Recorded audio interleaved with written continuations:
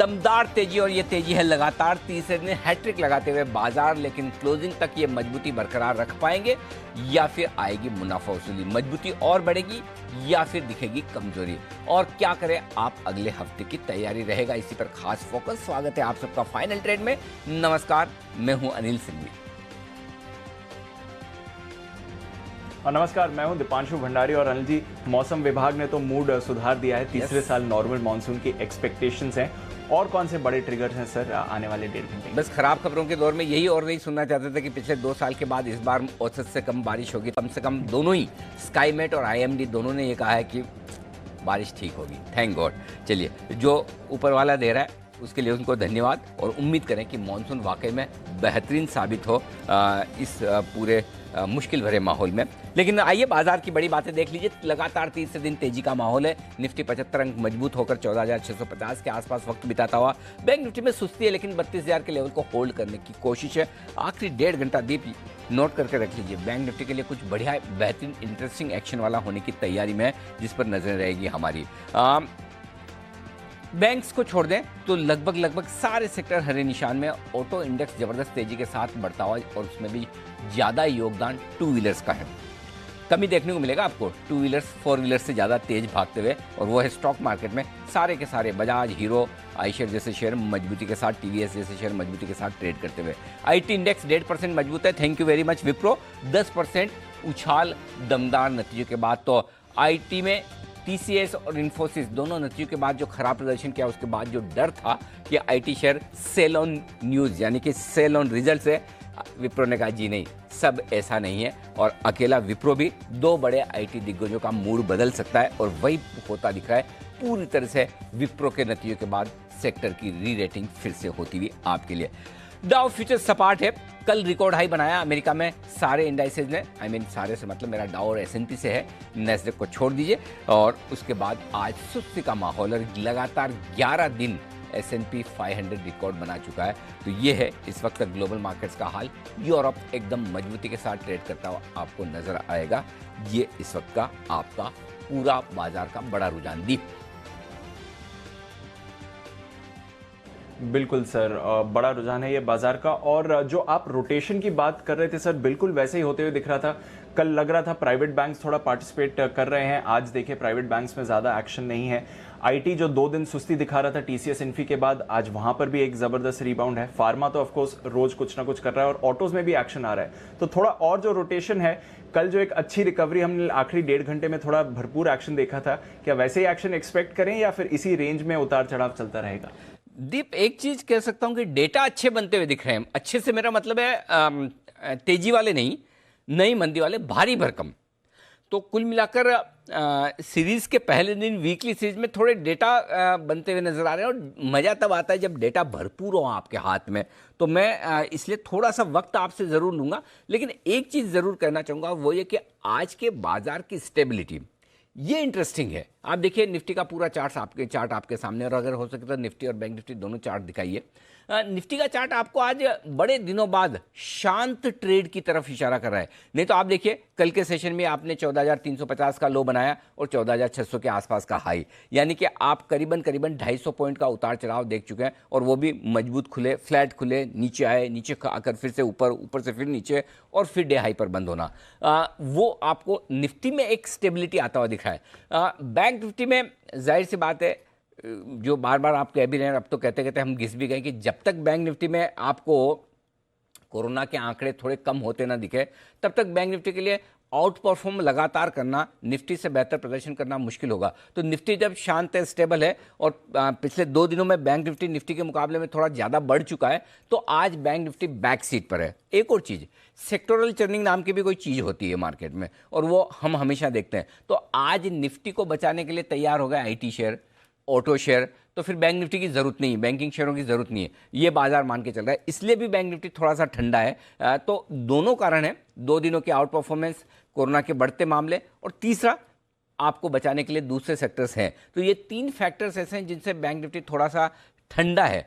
ठंडा है, कमजोर नहीं है। तो बैंक निफ्टी पर 32,000 के आसपास एक इंटरेस्टिंग ट्रेड निकल सकता है। थोड़ी देर में मैं डेटा देखकर आपको वो बताऊंगा। लेकिन ओवरऑल अगर दीप आप बाजार देखेंगे तो मुझे लगता है कि कोरोना के इतने बढ़ते हुए मामलों के बीच में भी एफआईज की खरीदारी और ग्लोबल मार्केट्स की मजबूती बाजार को होल्ड करते हुए दिख रही है। और ऊपर बहुत तेजी से हम इसलिए नहीं भाग पा रहे हैं कि वो डर तो है ही, और लॉकडाउन के खतरे अलग अलग राज्यों में। इस बार एक चीज़ साफ हो गई कि ओवरऑल पूरे देश में जो पिछले साल की तरह लॉकडाउन हुआ था वैसा कुछ होने वाला नहीं। तो वो एक बड़ा डर तो आपके दिमाग से निकल गया कि भाई हाँ, एक्शन बड़ा नहीं होगा, सब कुछ बंद नहीं हो जाएगा। लेकिन ये नहीं होने से क्या कोरोना खत्म हो जाएगा, कम हो जाएगा, वो डर तो है ही है ना। तो 2 लाख से ज़्यादा जो केस है वो अभी भी डर कहीं न कहीं बैक ऑफ द माइंड रखे हुए हैं, इसलिए आपको बढ़ने में दिक्कत आ रही है। तो यही है अगले 1.5 घंटे का भी और अगले हफ्ते का भी कि दोनों तरफ के मौके मिलेंगे और उन दोनों तरफ के मौकों को छोड़ना नहीं, चाहे वो इंडेक्स में हो। इंडेक्स में निफ्टी या बैंक निफ्टी दोनों अलग अलग मौके दे सकते हैं। सेक्टर्स ढेर सारे ऐसे हैं जो कुछ तेजी और कुछ मंदी की तरफ मौके दे सकते हैं, और अगले 1.5 घंटे में वही मौके हमें एक्सप्लोर करने हैं। दीप जी। बिल्कुल सर, और वैसे ही एक्शन बाजार में भी होते हुए दिख रहा है। उतार चढ़ाव बैंक निफ्टी पर निफ्टी आपको अच्छी स्ट्रेंथ इस समय दिखा रहा है। तो आइए फिर थोड़े खबरों वाले शेयर्स के बारे में भी जानते हैं, और साथ ही कौन से इवेंट्स हैं जहां पर बाजार की नजर है। मानसी कुशल हमारे साथ तैयार है। मानसी, गुड आफ्टरनून, बताएं कौन से इवेंट्स पर नजर है। बिल्कुल, गुड आफ्टरनून दीपांशु। बाजार बंद होने के बाद वायदा बाजार की कंपनी माइंडट्री के नंबर्स पर फोकस रहेगा। एमएमटीसी के नंबर्स भी आने हैं, इस पर भी हमारी नजर रहेगी। कल एचडीएफसी बैंक नतीजों के साथ 50,000 करोड़ तक पूंजी जुटाने पर एक बोर्ड बैठक करेगी। निफ्टी स्पेस में एचडीएफसी बैंक, वायदा बाजार में आईसीआईसीआई लोम्बार्ड के नंबर्स हैं जिस पर फोकस रहेगा। रविवार के दिन एनआईटी लिमिटेड का बायबैक बंद होने जा रहा है। 240 रुपए प्रति शेयर के दाम पर बायबैक हुआ था और ये रविवार के दिन बंद हो जाएगा। हिंदुस्तान कॉपर क्यूआईपी के इश्यू साइज और प्राइस पर एक बोर्ड बैठक होती हुई दिखेगी रविवार के दिन। वहीं सोमवार यानी कि 19 अप्रैल के दिन मैक्रोटेक डेवलपर्स की लिस्टिंग होने जा रही है। प्राइस बैंड इसकी 483 से 486 तय की गई थी। एफएनओ में बाजार बंद होने के बाद एसीसी, आईसीआईसीआई प्रूडेंशियल के नंबर्स पर फोकस रहेगा। वहीं कैश में क्रिसिल और बजाज कंज्यूमर जैसी कंपनियों के नतीजे सोमवार के दिन आते हुए हम देखेंगे। ओके, तो ये है सोमवार के लिए ट्रिगर्स आपके लिए, और साथ ही इस वीकेंड के भी। आइए ट्रिगर्स पर बढ़ते हैं आगे, और एक ट्रिगर एक स्टॉक के लिए, और वो ट्रिगर है बहुत बड़ा। मुझे नहीं पता क्या ट्रिगर है, वो बताएंगे। कुणाल जी और राकेश जी तैयार हैं अपने क्लोजिंग शो के पहले बिगुल के साथ, और ये चार्ट कॉर्नर नहीं है। कुणाल जी और राकेश जी मुझे कह रहे हैं ये ब्लॉकबस्टर चार्ट कॉर्नर है। वाह बिगुल।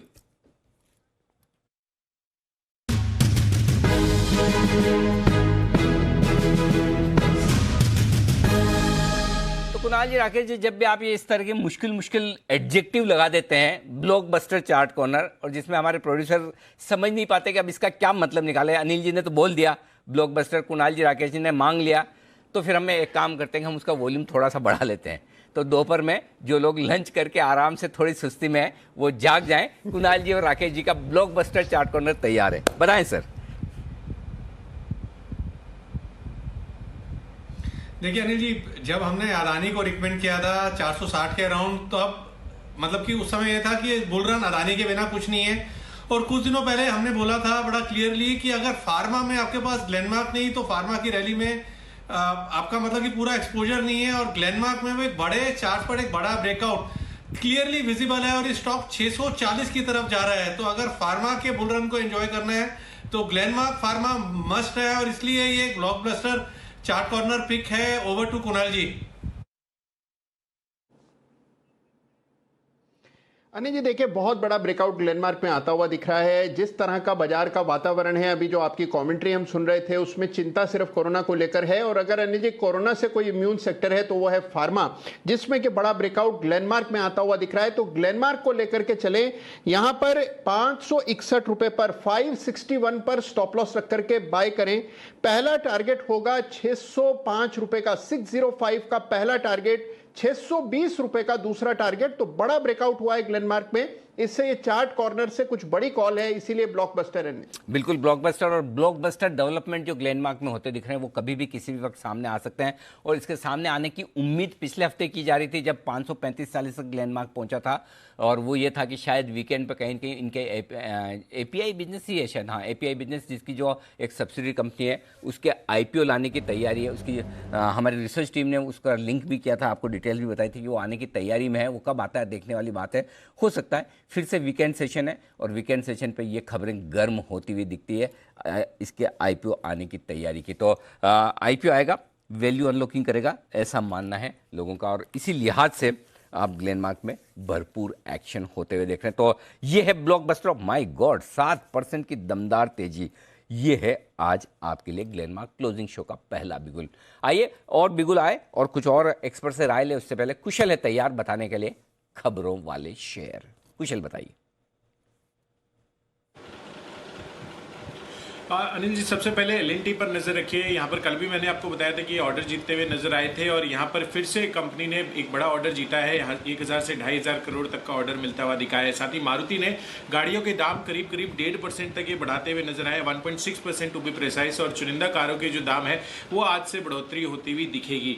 साथ ही हमने आपको एक्सक्लूसिव जानकारी दी थी जिसमें new India insurance, ICICI Lombard जैसे स्टॉक्स जो है फोकस में आते हुए नजर आ रहे हैं, क्योंकि यहाँ पर इंश्योरेंस कंपनियां जो है अपने प्रीमियम जो है वो बढ़ाती हुई नजर आएंगी। खासकर जो सभी हेल्थ इंश्योरेंस प्रोडक्ट्स है वो कोविड-19 के चलते हुए कोविड सेस के हिसाब से उन्होंने 10% प्रीमियम बढ़ाने पर जो है इंश्योरेंस रेगुलेटर को, इंश्योरेंस कंपनियों ने अपने प्रीमियम बढ़ाने को मंजूरी मांगी है। तो देखना होगा कि वहां से अब क्या डिसीजंस निकल कर आते हैं। साथ ही पीएसयू बैंक्स फोकस में रहेंगे, क्योंकि न्यूज राइज के हवाले से खबर आती हुई दिखी है जिसमें 11 पीएसयू बैंकों को कंपनीज एक्ट के तहत लाने पर विचार किया जाएगा, और अगर ऐसा होता है तो स्ट्रेटेजिक बिक्री को आसान करने के लिए ये कहीं ना कहीं ऑब्जेक्टिव सफल होता हुआ दिखेगा। इसके अलावा टेलीकॉम सेक्टर से जुड़ी हुई कंपनियां, चाहे टेलीकॉम गियर मेकर्स हो या टेलीकॉम ऑपरेटर्स हो, उनके लिए फोकस वाली खबर है जिसमें न्यूज राइज के हवाले से खबर आई है कि 5G गियर मेकर्स के ट्रायल के लिए 2 महीने में मंजूरी मिलती हुई दिख सकती है। साथ ही जो 5G नेटवर्क ऑपरेटर्स हैं उनको भी अगले 2 महीने में यह मंजूरी आती हुई दिख सकती है। तो इस वजह से टेलीकॉम स्पेस पूरा फोकस में रहेगा। कैडिला हेल्थकेयर के लिए भी कोजेंसिस के हवाले से खबर आई है कि जून तक कोरोना वैक्सीन लॉन्च करने की उम्मीद है, तो ये इनके लिए पॉजिटिव एस्पेक्ट है। साथ ही कोजेंसिस यहां पर भी सूत्रों के हवाले से खबर है कि रेमडेसिविर का जो स्टॉक है वो खत्म होने की जानकारी दी है, तो अब प्रोडक्शन उस पर बढ़ाते हुए नजर आएंगे। नालको उत्कल ई कोल माइन के लिए उड़ीसा सरकार से मंजूरी भी मिलती हुई दिखी है। साथ ही जीएसपीएल यहां पर मॉरिशस की जो कंपनी है वुल्कन, वुल्कन को जीएसआईएस ओमान में इन्होंने हिस्सा बेच दिया है। तो अपनी जो हिस्सेदारी जीएसआईएस ओमान में इनकी थी वो स्टेक इन्होंने बेच दिया है। तो ये जीएसपीएल पर अपडेट है। ओके, तो ढेरों खबरें हैं जहां पर आपको अपडेट देखना है और काफी सारे स्टॉक्स फोकस में आ रहे हैं। शुक्रिया कुशल। आइए कुछ कॉल्स भी तैयार है हमारे एक्सपर्ट्स की तरफ से, चलते हैं वागले साहब के पास। वागले का वंडर।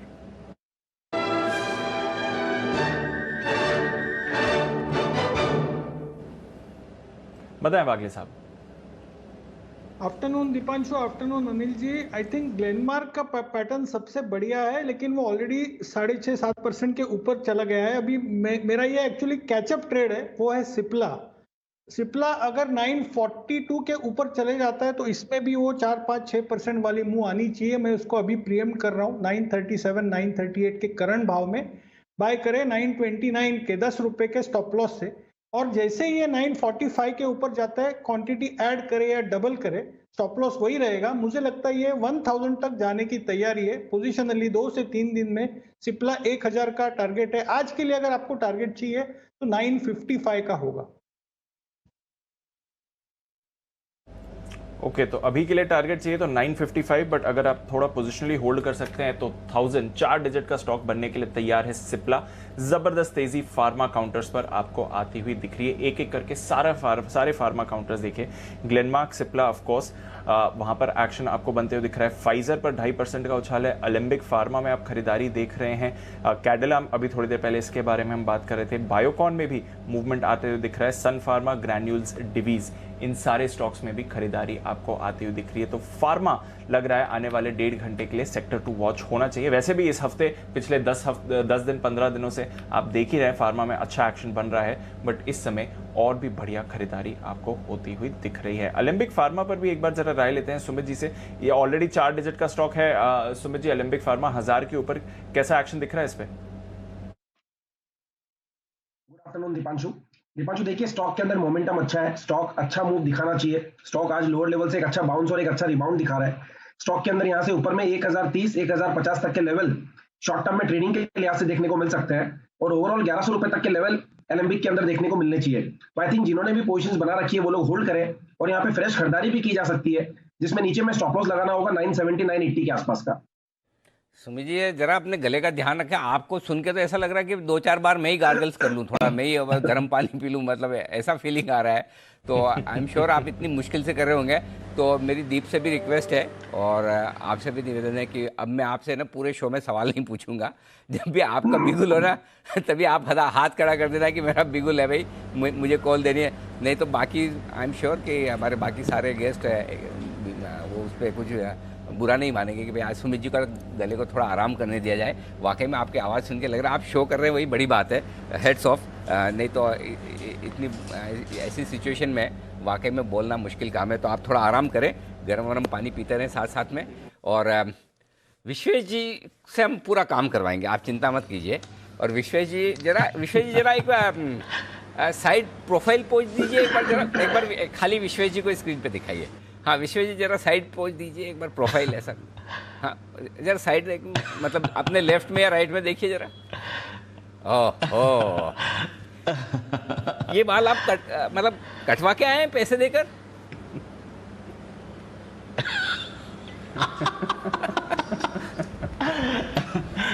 अनिल जी, काफ़ी गर्मी हो रखी है तो मैंने बाल छोटे करवा दिए। मैंने जो हेड स्टाइलिस्ट था मैंने उसको बोला कि बाल अच्छे भी रखने चाहिए और छोटे भी रखने चाहिए। एक बार मुझे कुछ बचा है उसमें यही हो सकता है। ऐसा किस्सा मुझे बंसल जी ने एक बार सुनाया था। बचपन में इन्हें भी ऐसी बहुत गर्मी हुई है और वो एक बार गार्डन में जाके सो गए और कोई गार्डन में घास काटने वाली मशीन नहीं आती है, वो उनके सर के पास से घूम गए, उनकी ऐसी स्टाइल बन गई। तो वहाँ से मुझे याद आया सिमिलर स्टाइल दिख रही। लेकिन जो भी हो आप सबसे स्मार्ट दिख रहे हैं विश्वेश जी, बहुत बढ़िया बताइए।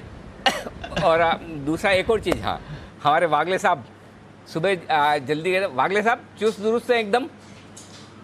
अनिल जी मुझे 1 मिनट देंगे तो मैं बोलूंगा। हाँ 1 मिनट है। और वागले साहब हमारे वैक्सीन लगवा के आए आज सुबह सुबह। तो एक चीज़ तो कंफर्म हो गई कि वागले साहब की भी उम्र 45 से ज़्यादा है। जी वागले साहब बस और कुछ बोलना नहीं है। चलिए बस आप मस्त रहें, स्वस्थ रहें, यही है। लेकिन मुझे शिकायत सिर्फ एक ही आदमी से, समझ तो गए होंगे, आशु जी से। आशु जी, आप ये ग्रीन कलर की और वो भी इतनी फ्लोरोसेंट ग्रीन कलर की शर्ट पहन के आप हमें कंफ्यूज क्यों कर रहे हैं? टी शर्ट पहन के क्या तेजी करनी है?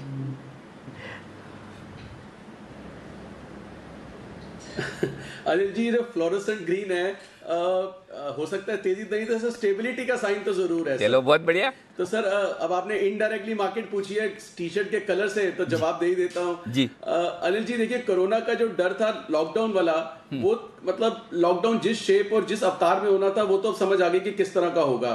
तो उसके लिए तो मतलब everyone is prepared and taken into STRIDE. और उसका जो एक पैनिक डिप आना था वो हमने देख लिया पिछले हफ्ते, वो आ भी गया जो पैनिक डिप आना था first. On the contrary Anil ji, आपको ध्यान हो 14,800 600 का स्प्रेड बनाया था जो 400 तक सेफ था और 600 में उसमें जैकपॉट लगना था। और कल वो एक्सपायरी 600 पे हुई। लेकिन अनिल जी सिर्फ एक दिन कुछ घंटों के लिए जब उसने ब्रीच किया तो कैसे वो तारे दिखा देता है। तो आई कैन अंडरस्टैंड किसी के साथ भी अनिल जी वो उस टाइम पे वो ट्रेड को संभालना मुश्किल होता है। तो I can relate to people जो थोड़े कंसर्न में आ गए थे और आने भी चाहिए, और ये राइट अप्रोच भी है।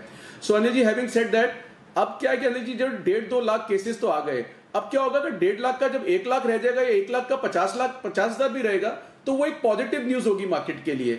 लेकिन सर तलवार तो लटक रही है कि रेपरकशन क्या हो सकता है, तो दोनों तरफ की वॉलिटिलिटी रहेगी। बट मुझे लगता है कि वो जो पैनिक बॉटम था, एक बार वो पैनिक डिप आया था, वो नहीं आना चाहिए।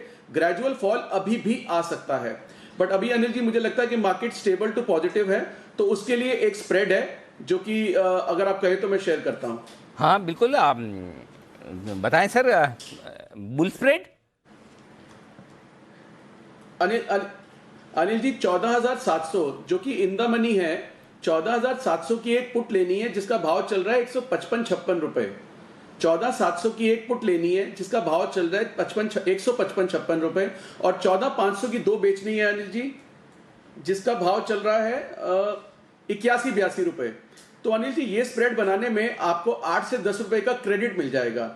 जब आप 1:2 बियर स्प्रेड बनाएंगे अनिल जी, 14,700 एक लेके 14,500 दो बेचनी है, ये स्प्रेड में आपको 10 रुपए का क्रेडिट मिल जाएगा, 8 से 10 रुपए का। अनिल जी ऊपर में जितना मार्केट जाए स्टेबल रहे तो भी ये पॉजिटिव रहेगा, ऊपर जाएगा तो भी प्रॉफिट आएगा, और नीचे की सेफ्टी अनिल जी 14,300 तक। तो अनिल जी ये वही लेवल है जो 14,400-300 हम कहते हैं कि ब्रीच नहीं करेगा, इंड्यूस करेगा, ब्रीच नहीं करेगा, लेकिन चांसेस बन सकते हैं। बट अनिल जी ये स्प्रेड नेगेटिव साइड का है, लेकिन इसमें पैसे बनेंगे अगर मार्केट स्टेबल टू पॉजिटिव रहती है। तो जो मैंने बोला अनिल जी के ऊपर का अभी भी नहीं पता, बट सेम अभी भी व्यू है अनिल जी 14,900 और 15,000 वो अभी भी बहुत बड़ा स्ट्रॉन्ग हर्डल है, उसको पार करते हुए मार्केट नहीं लगती है। सेक्टोरल रोटेशन देखेंगे, कुछ फार्मा कुछ चुनिंदा स्टॉक्स हमेशा आउट परफॉर्म करेंगे और फार्मा लीड ही करेगा, तो उसके चलते अनिल जी आपको अपॉर्चुनिटी स्टॉक में मिलेंगी कुछ में। बट अभी भी अनिल जी एक और चीज का ध्यान रखना, ये जो इंडेक्स की वॉलिटिलिटी है ना, स्टॉक्स में अंडर परफॉर्मेंस नजर आ रही है काफी सेक्टर्स में, ऑब्वियसली फाइनेंशियल सेक्टर तो है ही, तो स्टॉक्स में थोड़ा सा ध्यान रखना है। अभी अनिल जी इसके साथ में एक अपडेट भी दे दूं, कल मैं शो पे तो नहीं था, एक कॉल दी थी, एक बुल स्प्रेड दिया था टाटा मोटर का। टाटा मोटर बहुत अच्छा चल रहा है, तो मुझे लगता है उस बुल स्प्रेड के साथ और बने रहना चाहिए, और अच्छे पैसे देके जाएगा। और अनिल जी एक बियर स्प्रेड दिया था बीपीसीएल का, उसमें अभी टेम्परेरी लॉस है, लेकिन बीपीसीएल में अनिल जी मुझे अभी भी ऊपर का ज्यादा मूव नहीं लगता। ये जो आज का मूव आया है वो एक कॉर्पोरेट न्यूज की उसकी वजह से आया है, बट मुझे लगता है कि जो ट्रेडर्स हैं फंसे हुए इस एक्सपायरी के लिए, उनको ये बीपीसीएल का जो अपमूव है यूज करना चाहिए निकलने के लिए। अनिल जी ये स्पेसिफिकली ट्रेडर्स के लिए है, जो बीपीसीएल डाइवेस्टमेंट के लिए लॉन्ग टर्म लेके बैठा हुआ है उसके लिए व्यू नहीं है। ये टेम्परेरी शॉर्ट टर्म ट्रेडर्स हैं जिनको लगता है कि इसी एक्सपायरी में सब कुछ हो जाएगा, उनको थोड़ा सा ध्यान रखना चाहिए। बीपीसीएल में एक रिवर्सल हुआ है, लेकिन अभी भी मैं स्प्रेड के साथ, बियर स्प्रेड के साथ बना रहूंगा और टाटा मोटर के बुल स्प्रेड के साथ बना रहूंगा। ओके, तो बीपीसीएल बेयर स्प्रेड मेंटेन करना है, आज के बाउंस बैक से घबराना नहीं है, और टाटा मोटर्स ऑफ कोर्स वहां पर तो बढ़िया मूव आ रही है, बने रहना है। ये है आपके लिए आशु जी की तरफ से राय इस समय। बैंक निफ्टी थोड़ी रिकवरी आती हुई दिख रही है, वापस 32,000 के ऊपर आज सुबह से ही हम देख रहे हैं। 32,200 से 31,900, 850 ये एक रेंज बनी हुई है बैंक निफ्टी पर, उतार चढ़ाव उसके बीच होते हुए दिख रहा है। पर काफी स्टॉक्स में बढ़िया मूवमेंट है, जिसके बारे में अभी आशु जी भी बात कर रहे थे। किरण जी, आरती इंडस्ट्रीज अच्छा ब्रेकआउट इस पर आ रहा है, जरा राय दें, आरती इंडस्ट्रीज पर कोई ट्रेड दिखता है सर, या कैसा मूवमेंट एक्सपेक्ट करना चाहिए? आफ्टरनून दीप, मेरा मानना है कि लॉन्ग पोजीशंस ही रखने चाहिए। बहुत ही अच्छे ट्रेंडिंग पैटर्न में ये स्टॉक चल रहा है, एक असेंडिंग चैनल में ट्रेड हो रहा है। मुझे लगता है इधर से काफी बड़ी अपसाइड देखने को मिलेगी। पोजिशनली रखना चाहिए ये स्टॉक, 1 से 2 दिन का व्यू नहीं रखना चाहिए। मुझे लगता है महीना 2 महीने का व्यू रखना चाहिए, और ये 1700 के टारगेट्स आपको इस स्टॉक में देखने को मिलेंगे। अभी के लिए मेरे 1400 के नीचे के ट्रेलिंग स्टॉप लॉस रहेंगे, और जैसे स्टॉक ऊपर चलता है तो ट्रेल करके चलना चाहिए। ओके, तो ट्रेल करते चाहिए, और नजर रखिए इस स्टॉक पर भी आपको अच्छी मूव आती हुई दिख रही है। आइए, वागले साहब को एक और स्टॉक पसंद आ रहा है, चलते हैं उनके पास वागले के वंडर के लिए।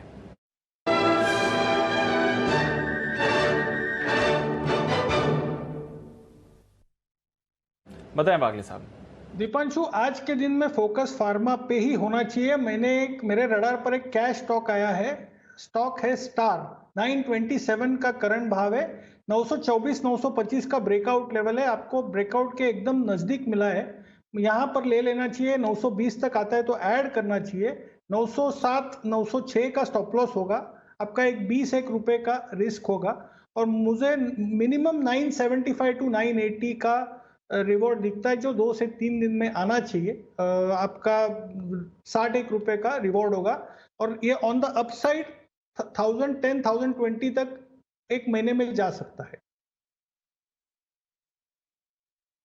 ओके, तो स्ट्राइड्स स्टार यहां पर रखनी है नजर, 1010-1020 तक जाने की तैयारी में है। फिलहाल 975-980 के टारगेट्स के लिए यहां पर आपको करके जानी है खरीदारी। आज सुबह जय ने भी एसपीएल मिड कैप्स में शॉर्ट टर्म के लिए यहां पर खरीदारी की राय दी थी, और 1000 प्लस के टारगेट्स के बारे में जय भी बात कर रहे थे। तो फार्मा क्लियर फ्लेवर है इस समय मार्केट का, जहां पर आपको रखनी चाहिए नज़र। एक एक करके अक्रॉस द फार्मा स्पेस आपको बढ़िया मोमेंटम बनते हुए दिख रहा है। फार्मा के साथ साथ हेल्थ केयर पर भी नज़र रखिए, क्योंकि यहाँ पर भी आपको बढ़िया एक्शन बनते हुए दिख रहा है। अपोलो हॉस्पिटल्स पर अच्छी खरीदारी आती हुई दिख रही है। आज सुबह शुभम जी भी अपोलो हॉस्पिटल्स के बारे में बात कर रहे थे, वहाँ पर भी उन्हें बढ़िया मोमेंटम दिखा था। एक बार जरा राय ले बंसल जी से अपोलो हॉस्पिटल्स पर कैसा मोमेंटम देखते हैं बंसल जी? 2% ऊपर है इस समय, यहाँ से और एक्शन बनेगा? देखिए दीपांशु, टेक्निकल स्ट्रक्चर अच्छा है अपोलो हॉस्पिटल का, और अभी कुछ ही देर पहले यहाँ पर एक पॉजिटिव क्रॉसओवर देखने को मिला है। और टेक्निकली देखें तो 2965 का यहाँ पर एक नीचे में एक अच्छा सपोर्ट है। और इंट्राडे के नजरिए से देखें दीपांशु, तो यहाँ पर 3040 का एक स्टॉप लॉस बैठता है। और टेक्निकली यहाँ पर पहला टारगेट ऊपर में बैठता है 3083 का, उसके बाद 3095 का। तो अपोलो हॉस्पिटल पर इन स्तरों पर खरीदारी की जा सकती है। और दीपांशु, इसके साथ साथ गुजारिश है एक चार्ट कॉर्नर के बिगुल की। बिल्कुल सर, बिगुल चार्ट कॉर्नर का राकेश जी कुणाल जी के लिए।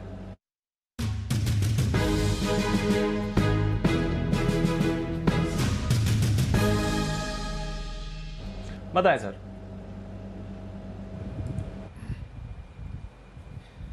दिवांशु, जैसे भी बागले जी बार बार बोल रहे हैं कि फार्मा तो फार्मा में सन फार्मा को भी इग्नोर नहीं करना चाहिए। अब सन फार्मा के अंदर भी एक नेकलाइन टूट रही है, ऊपर की एक बड़ी वाली नेकलाइन टूट रही है, तो सन फार्मा पे खरीदारी की राय है। ओवर टू कुणाल जी। देखिए दीपांशु, 645 के ऊपर सन फार्मा निकला है, जो कि एक ब्रेकआउट का स्तर है। सन फार्मा का चार्ट बहुत दमदार है, फार्मा में तेजी है, इसकी तो हम बार बार बात कर ही रहे हैं। और एक एक करके सारे जो फार्मा काउंटर्स हैं इनमें ब्रेकआउट है, तो सन फार्मा बाय करके चले। यहाँ पर स्टॉप लॉस जो है उसको 640 पर 640 रुपए पर रखना होगा। पहला टारगेट जो है वो 670 रुपए का 670, और दूसरा टारगेट 680। तो 670 680 के टारगेट रहेंगे और 640 के स्टॉप लॉस से खरीदारी की राय। बिल्कुल, सन फार्मा यहाँ पर भी आप नज़र रखिए। एक एक करके फार्मा शेयर्स पर आपको अच्छी खरीदारी आती हुई दिख रही है। तो फार्मा फ्लेवर है और सन फार्मा एक और बढ़िया बाय कॉल आपके लिए। विश्वेश जी, टाटा पावर में आज थोड़ा मोमेंटम आते हुए दिखा है। कुछ दिनों से कंसोलिडेशन चल रहा था, आज सुबह खबर भी थी एक गवर्नमेंट एजेंसी के साथ इन्होंने करार किया है। टाटा पावर के इस बाउंस बैक पर ट्रेड पर भरोसा आता है सर? 98 के लेवल्स पर कोई ट्रेड दिख रहा है टाटा पावर में? देखिए दीपांशु, मुझे ऐसा लग रहा है कि 90 का लेवल जो टाटा पावर में वो काफ़ी क्रिटिकल है, और जब तक वो नहीं ब्रेक होता है तब तक मुझे लगता है टाटा पावर 130 की ओर जा सकता है। So from medium term perspective, मतलब 1 से 2 महीने के पॉइंट ऑफ व्यू से कैश में मुझे लगता है टाटा पावर आप बाय करके होल्ड कर सकते हो। लेकिन the ideal level is around 90, और क्योंकि जो ये गिरावट आई है 114 से 90 तक की काफ़ी स्विफ्ट थी, तो मुझे लगता है कि 90 के आसपास खरीदेंगे तो 130 125 तक के लेवल आप एक्सपेक्ट कर सकते हो टाटा पावर में। ओके, तो टाटा पावर पर रखनी है नज़र। यहाँ से और मोमेंटम आ सकता है। ट्रेडर फेवरेट स्टॉक है और वापस एक्शन में आ रहा है। पर आइए अनिल जी को बाजार में क्या पसंद आ रहा है ये जानने का समय है। चलते हैं उनके पास कल के 2000 के लिए।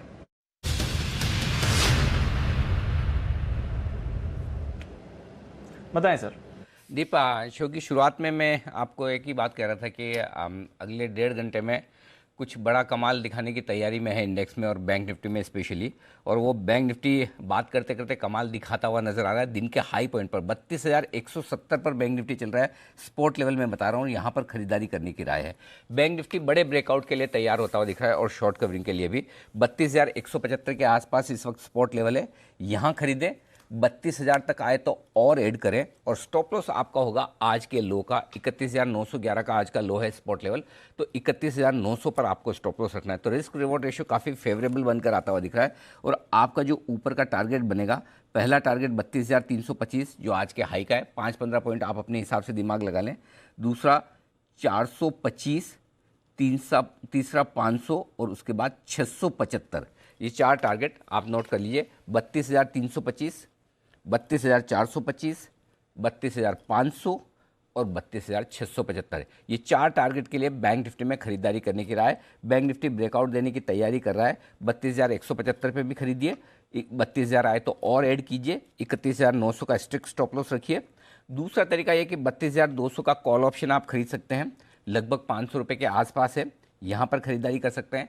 440 के आसपास का इंट्राडे के लिए स्टॉप लॉस लगाएं। सिर्फ अगर आज ही के लिए आप ट्रेड करें तो 440 का स्टॉप लॉस लगाएं। ऊपर 650 और 750 ये दो टारगेट रखिए, 150 से 250 पॉइंट ऊपर के। और जिनको छोटा टारगेट रखना है वो एक 600 का टारगेट भी रख सकते हैं। तो 3 टारगेट आपके लिए हो गए, 600, 650, 750। ये 3 टारगेट के लिए बैंक निफ्टी का 32,200 का कॉल ऑप्शन भी आप खरीद सकते हैं। तो ऐसा लग रहा है आखिरी 1-1.5 घंटे में जाने के पहले बैंक निफ्टी ब्रेकआउट देने के लिए तैयार होता हुआ दिख रहा है। थोड़ी देर में मैं डेटा में भी बताऊंगा ऐसा मैं क्यों सोच रहा हूं, लेकिन उससे पहले सेठी साहब भी हमारे साथ जुड़ने की तैयारी में। सेठी साहब जैसे जुड़ेंगे तब तक एक काम करते हैं, सुमित जी से ले लेते हैं उनका सुपरहिट शेयर।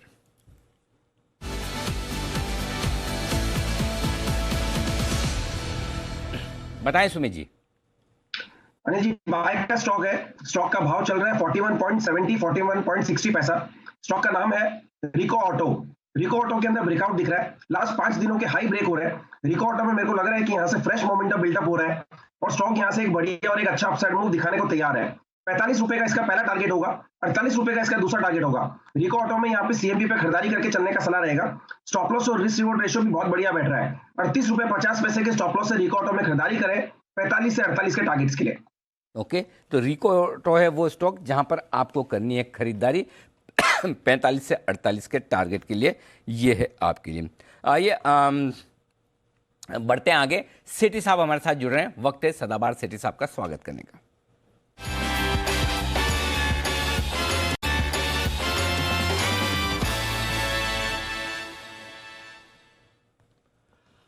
स्वागत है सेठी साहब आपका। बिल्कुल पिच आपके जैसी है जैसे कि आप हमेशा चाहते हैं, बैटिंग करने वाली एकदम दमदार, शानदार, जानदार। और कल की आपकी कॉल्स करती हुई कमाल। कल मेरे ख्याल से एक तो अदानी पोर्ट दिया था ना सर आपने?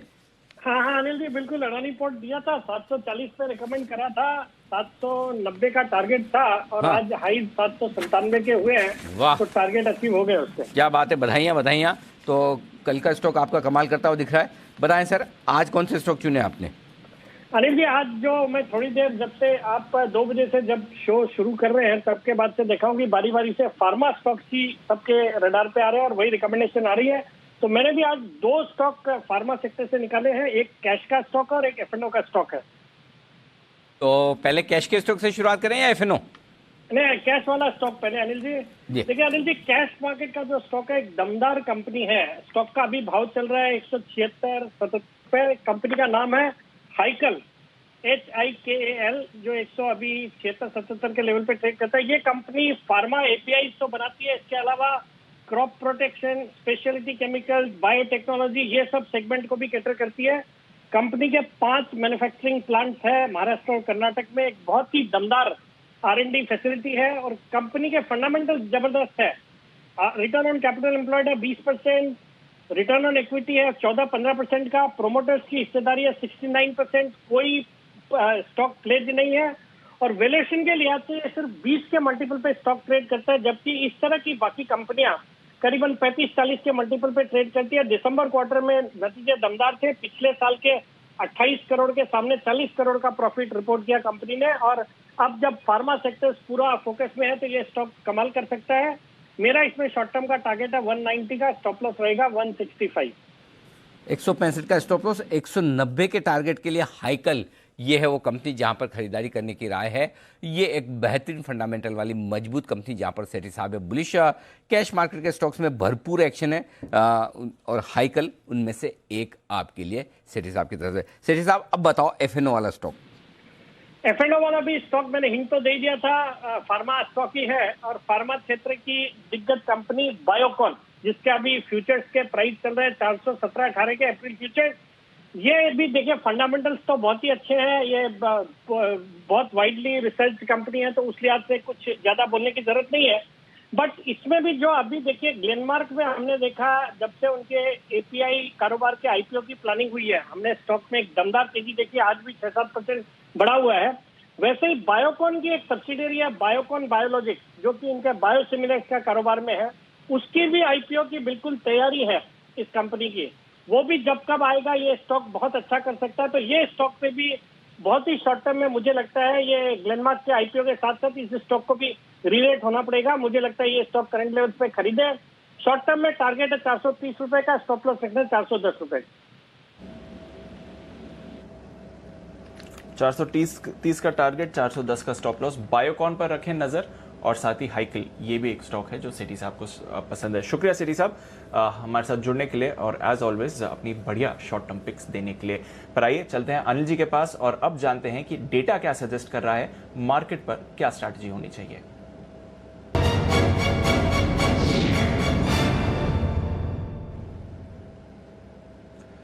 सर, ग्लोबल मार्केट्स की बात करें तो एक बार फिर से सपोर्ट तो पूरा ही आते हुए दिख रहा है। डाउ फ्यूचर्स माइल्ड पॉजिटिव है, नैस्डैक फ्यूचर्स हल्की सी गिरावट है, पर हम देख रहे हैं कि लगातार रिकॉर्ड बनने की प्रक्रिया है। अमेरिकी बॉन्ड यील्ड से कोई चिंता की बात नहीं है। मजबूत डेटा के बीच भी हमने देखा कि बॉन्ड यील्ड फिसली है, तो वहां से बाजार अब कंप्लीटली डिस्काउंट कर रहा है। यूरोप में अच्छा एक्शन हो रहा है, कल भी हमने देखा था कुछ इंडेक्सेस में नए रिकॉर्ड्स लगे थे, आज वो गेन्स एक्सटेंड कर रहा है यूरोप।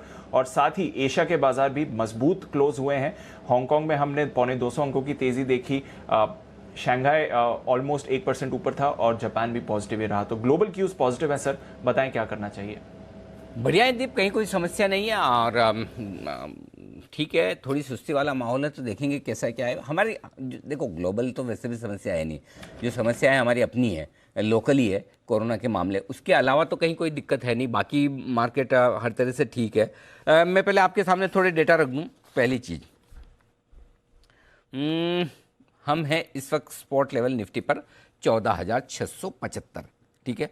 आज के लिए जो ऊपरी रेंज है वो 14,675 से 14,750 के आसपास की बनती है, तो उस रेंज के हायर एंड पर हम आते हुए दिख रहे हैं। 14,500 पर मजबूत बेस हो गया है निफ्टी का।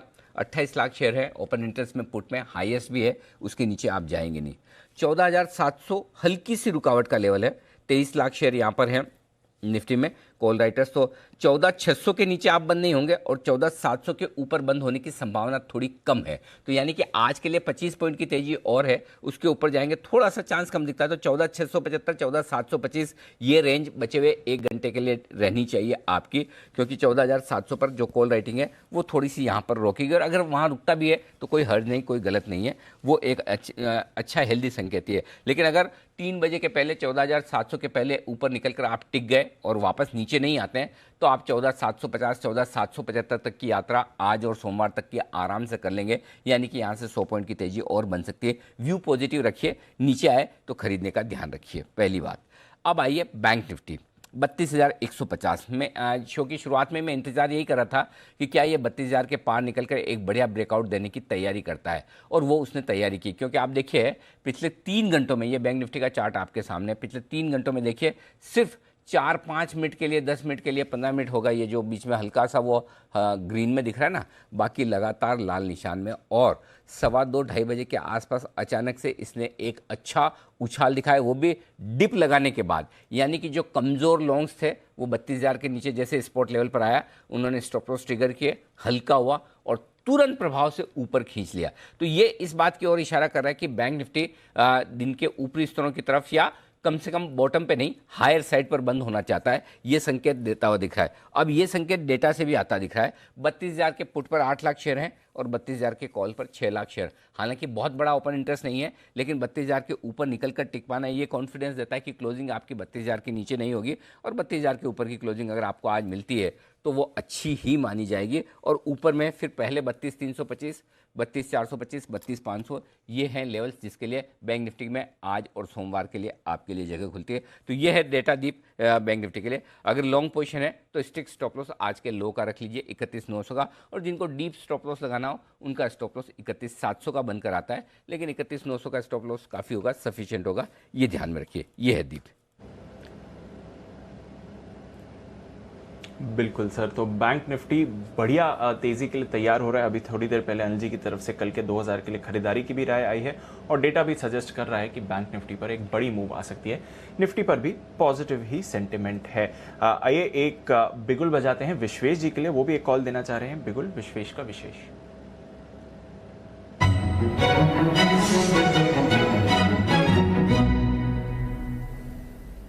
बताएं विश्वेश जी। देखिए दीपांशु, हमने मंडे के दिन बॉटम कैच किया था। इनफैक्ट 500 पॉइंट डाउन था, तभी हमने कहा था कि अगेंस्ट ऑल और Nifty has a possibility to move towards 14700। अब मुझे ऐसा लग रहा है कि Nifty has a higher chances to move towards 14850। तो करना यहाँ पे यह है 14700 का 22 अप्रैल का कॉल ऑप्शन खरीदना है, जो करीबन 125 के आसपास चल रहा है। मुझे लगता है यहाँ पे 100 रुपये का स्टॉप लॉस रखे, 100 रुपये के आसपास का स्टॉप लॉस रखे, और 160 और 200 के टारगेट होंगे। तो देखिए डेटा की जहां तक अनिल जी बात करें तो मैं ऐड करना चाहूंगा, जो सबसे इंटरेस्टिंग डेटा मुझे लग रहा है वो है कि 14700 which happen to be in the money call option, वहां पे भी 15 लाख शेयर राइट हुए हैं। 14600 में ऑलरेडी 21 लाख शेयर, और across all put together 1,52 lakh shares put का ओपन इंटरेस्ट बढ़ा है, which in my opinion is insane. तो मुझे लगता है 14800 850 की ओर निफ्टी जाएगा, तो 14700 का निफ्टी का कॉल ऑप्शन खरीदने की राय होगी 100 रुपये के स्टॉप लॉस के साथ। 14,700 का 14,800 875 ये है अगला टारगेट निफ्टी का, जिसके लिए लेकिन इस बात की जो तारीफ करनी होगी विश्वेश जी, जब आप और जय दोनों थे जिन्होंने 14,450 का कॉल ऑप्शन उस वक्त खरीदने की राय दी, जिस वक्त ये बड़ी हिम्मत का काम था। और मैं कह भी रहा था कि देखिए कॉन्ट्रा कॉल लेना कोई आपसे सीखे तो उस वक्त कमज़ोर बाजार में बहुत ही बढ़िया, और दोनों के आपके कॉल्स लगातार सुपर हिट साबित होते दिख रहे हैं और एक्शन में आते हुए दिख रहे हैं ऊपर की तरफ। तो आइए बढ़ते हैं आगे, और ग्लेनमार्क जिसका जिक्र अभी अभी कुणाल जी और राकेश जी ने किया, सुपर कौन सा था चार्ट कॉर्नर, वो क्या नाम दिया था, नाम भी भूल गया मैं, कोई अच्छा सा चार्ट कॉर्नर का मैं नाम ढूंढता हूं। तब तक एक बार आशु सर विश्वेश जी के डेटा रीडिंग पर कुछ टिप्पणी करना चाहते हैं। आशु सर बोलिए। अनिल जी बिल्कुल, उस दिन जब विश्वेश और जय ने दिया था तो आपने बंदूक रख के पूछा था, तो आज मैंने कहा खुद ही विश्वेश कह रहा है तो मैं भी ऐड कर दूं कि अनिल जी कॉल्स, मतलब अगर किसी को स्प्रेड नहीं बनाना तो कॉल जरूर होनी चाहिए, क्योंकि कोई भी स्पार्क ऑफ पॉजिटिव न्यूज ना आपको 200 पॉइंट गैप अप निफ्टी दे देगी किसी दिन 150 200। तो उस चीज का ध्यान रखते हुए, मतलब ये मार्केट शॉर्ट की तो बिल्कुल भी नहीं है, तो इसलिए ध्यान रखें स्टॉक्स अगर शॉर्ट करने हैं तो फिर भी सिलेक्टिवली अवेलेबल होंगे, बट इंडेक्स से बिल्कुल बच के रहें, किसी भी दिन मतलब ये अच्छा गैप अप दे सकता है। तो अगर कॉल्स लेके जाएंगे तो there is a fair chance कि आपको सीधा अच्छा पैसा मिल सकता है। तो आज वैसे बंदूक में गोलियां खत्म हो गई होती तो फिर मैं फिर से आज रख के आपको पूछता, ये 14,700 का जो विश्वेश जी कॉल दे रहे आशु जी, ठीक है ना? बताइए सर। आशु जी बोलो। ठीक है अनिल जी, मैं तो उसके बिल्कुल साथ हूँ। मैंने जो अनिल जी बियर स्प्रेड बनाया है वो भी क्रेडिट का इसलिए बनाया है कि इसमें स्टेबल टू पॉजिटिव मार्केट है और एक दिन के अंदर ही पैसा आ जाएगा इसके अंदर। देखा विश्वेश जी, मैंने अपनी ट्रिक काम कर रही है। देखिए आशु जी से अपने बहुत आराम से तेजी बुलवा ली, देख लीजिए फर्स्ट क्लास काम हो गया बिना किसी मेहनत के, है कि नहीं? बिल्कुल बिल्कुल अनिल जी, मैं तो कहता हूं कि आप एक नया सा फॉर्मेट बनाइए। देखिए जय जय हमारे पास है, विश्वेश से वीरू, और मेरे हिसाब से जिस हिसाब से खौफ है आशु जी का, उनको गब्बर कह लेते हैं, जय वीरू गब्बर जोड़ी, ऐसा एक बिगुल बनाइए और शोले वाला उनको बेल्ट वेल्ट पहना के करिए, और तीनों का जब कंबाइन हो तो उस स्टेट को हिट ट्रेड करवाते हैं। बढ़िया है, चलो, लेकिन गब्बर हमेशा जय और वीरू के अगेंस्ट रहा, ये ध्यान में रखिएगा। और मेरे ख्याल से आशु जी एकमात्र विलेन ऐसा है जो हीरो से ज्यादा फेमस हुआ है, शोले, गब्बर, करेक्ट? हाँ जी अनिल जी। हाँ, तो आशु जी ने हाँ बोल दिया, माइंड नहीं करेंगे गब्बर बनने में। ओके चलिए बढ़ते आगे। ग्लेनमार्क ये है वो स्टॉक जो है, एक कुणाल जी कुछ कह रहे हैं। जी कुणाल जी। अनिल जी एक मोगेम्बो भी फेमस हुआ था, अगर आशु जी का इंटरेस्ट हो उसमें तो। सारे कैरेक्टर आशु जी में घुसा दो आप एकदम बढ़िया से। आशु जी सोचेंगे मैं ये मार्केट वाला छोड़ के एक्टर बन जाऊं, कमाई भी ज़्यादा होगी, नाम भी ज़्यादा होगा। कोशिश करके देखें आशु जी, आपके लिए ऑफर बहुत सारे हैं। आइए ग्लेनमार्क पर करते हैं बातचीत, और इस पर है बड़ा एक्शन। अभी अभी ब्लॉकबस्टर चार्ट कॉर्नर भी कहा था कुणाल जी राकेश जी ने, लेकिन क्यों स्टॉक इतना एक्शन में? देवांशी हमारे साथ है बताने के लिए तैयार ग्लेनमार्क के बारे में। देवांशी बताइए। बिल्कुल सर, आप देखिए रेमडेसिविर इसकी हम लगातार बात कर रहे हैं और कई कंपनीज हैं जहां पे प्रोडक्शन बढ़ता हुआ दिख रहा है और यही नहीं जो मांग है वो भी लगातार बढ़ती हुई दिख रही है। लेकिन रेमडेसिविर के अलावा आप देखिए फेविपिराविर ये भी एक ड्रग है जो कि कोरोना के इलाज में काम आती है और इसकी अभी शॉर्टेज यहाँ पे देखी जा रही है और इसके चलते आप देखिए ग्लेनमार्क पर सबसे बड़ा एक्शन देखने मिल रहा है। आप देखिए देश में कल जिस तरह से हमने देखा कि लगातार जो नए मामले आते हुए दिख रहे हैं, सप्लाई काफ़ी बड़ी है लेकिन इसके बावजूद हमने देखा है कि मांग ज़्यादा बढ़ती हुई दिख रही है और इसके चलते बहुत ज़्यादा शॉर्टेजेस यहाँ पे बनती हुई दिख रही है। और ग्लेनमार्क का फेविपिराविर में करीब 80% तक का मार्केट शेयर है और इसके चलते सबसे ज़्यादा फायदा ग्लेनमार्क को होता हुआ दिख रहा है। यही नहीं, ग्लेनमार्क के और भी कई फंडामेंटल्स हैं जिसके चलते हम देख रहे हैं सबसे ज़्यादा गेन्स होते हुए दिख रहे हैं। कंपनी का ये कहना था कि FY22 में इनके जो कैश फ्लोज हैं वो सुधरने की उम्मीद लगाई जा रही है। FY22 में कंपनी अपना जो कर्ज है वो कम करने वाली थी और साथ ही अपनी जो R&D डिवीजन है आइक्नो साइंसेज, इसमें भी हिस्सा बेचने की योजना है जहां पे अब माना जा रहा है कि बातचीत जारी है तो जल्द ही ये भी खबरें सामने आती हुई दिख सकती है। API कारोबार के IPO की भी बात होती हुई दिख रही थी और लगातार माना ये जा रहा है कि जिस तरह से ग्लोबल ग्रोथ बढ़ती हुई दिख रही है, ग्लोबल मार्केट में जो API है सेगमेंट वो काफ़ी दमदार परफॉर्म करता हुआ दिख रहा है और इसके चलते इसके IPO के वैल्यूएशंस जो हैं वो बढ़ते हुए दिख रहे हैं और इसके चलते भी आप देखिए ग्लेनमार्क में अच्छी तेजी होती हुई दिख रही है। तो कई फंडामेंटल्स हैं जो मजबूत हैं, कई ऐसी उम्मीदें हैं ग्लेनमार्क से। काफ़ी टाइम तक अंडर परफॉर्म करता हुआ दिख रहा था लेकिन सबसे बड़ी वजह यही है कि फेविपिराविर जो कि दूसरा ड्रग है जो कोरोना के इलाज में काम आता है, वहाँ पे भी बड़ी शॉर्टेजेस देखने मिल रही है। ग्लेनमार्क में तेजी के बड़े ट्रिगर्स आते हुए इस वक्त आपके सामने। आइए सुमित जी तैयार है अपने सुपरहिट शेयर के साथ।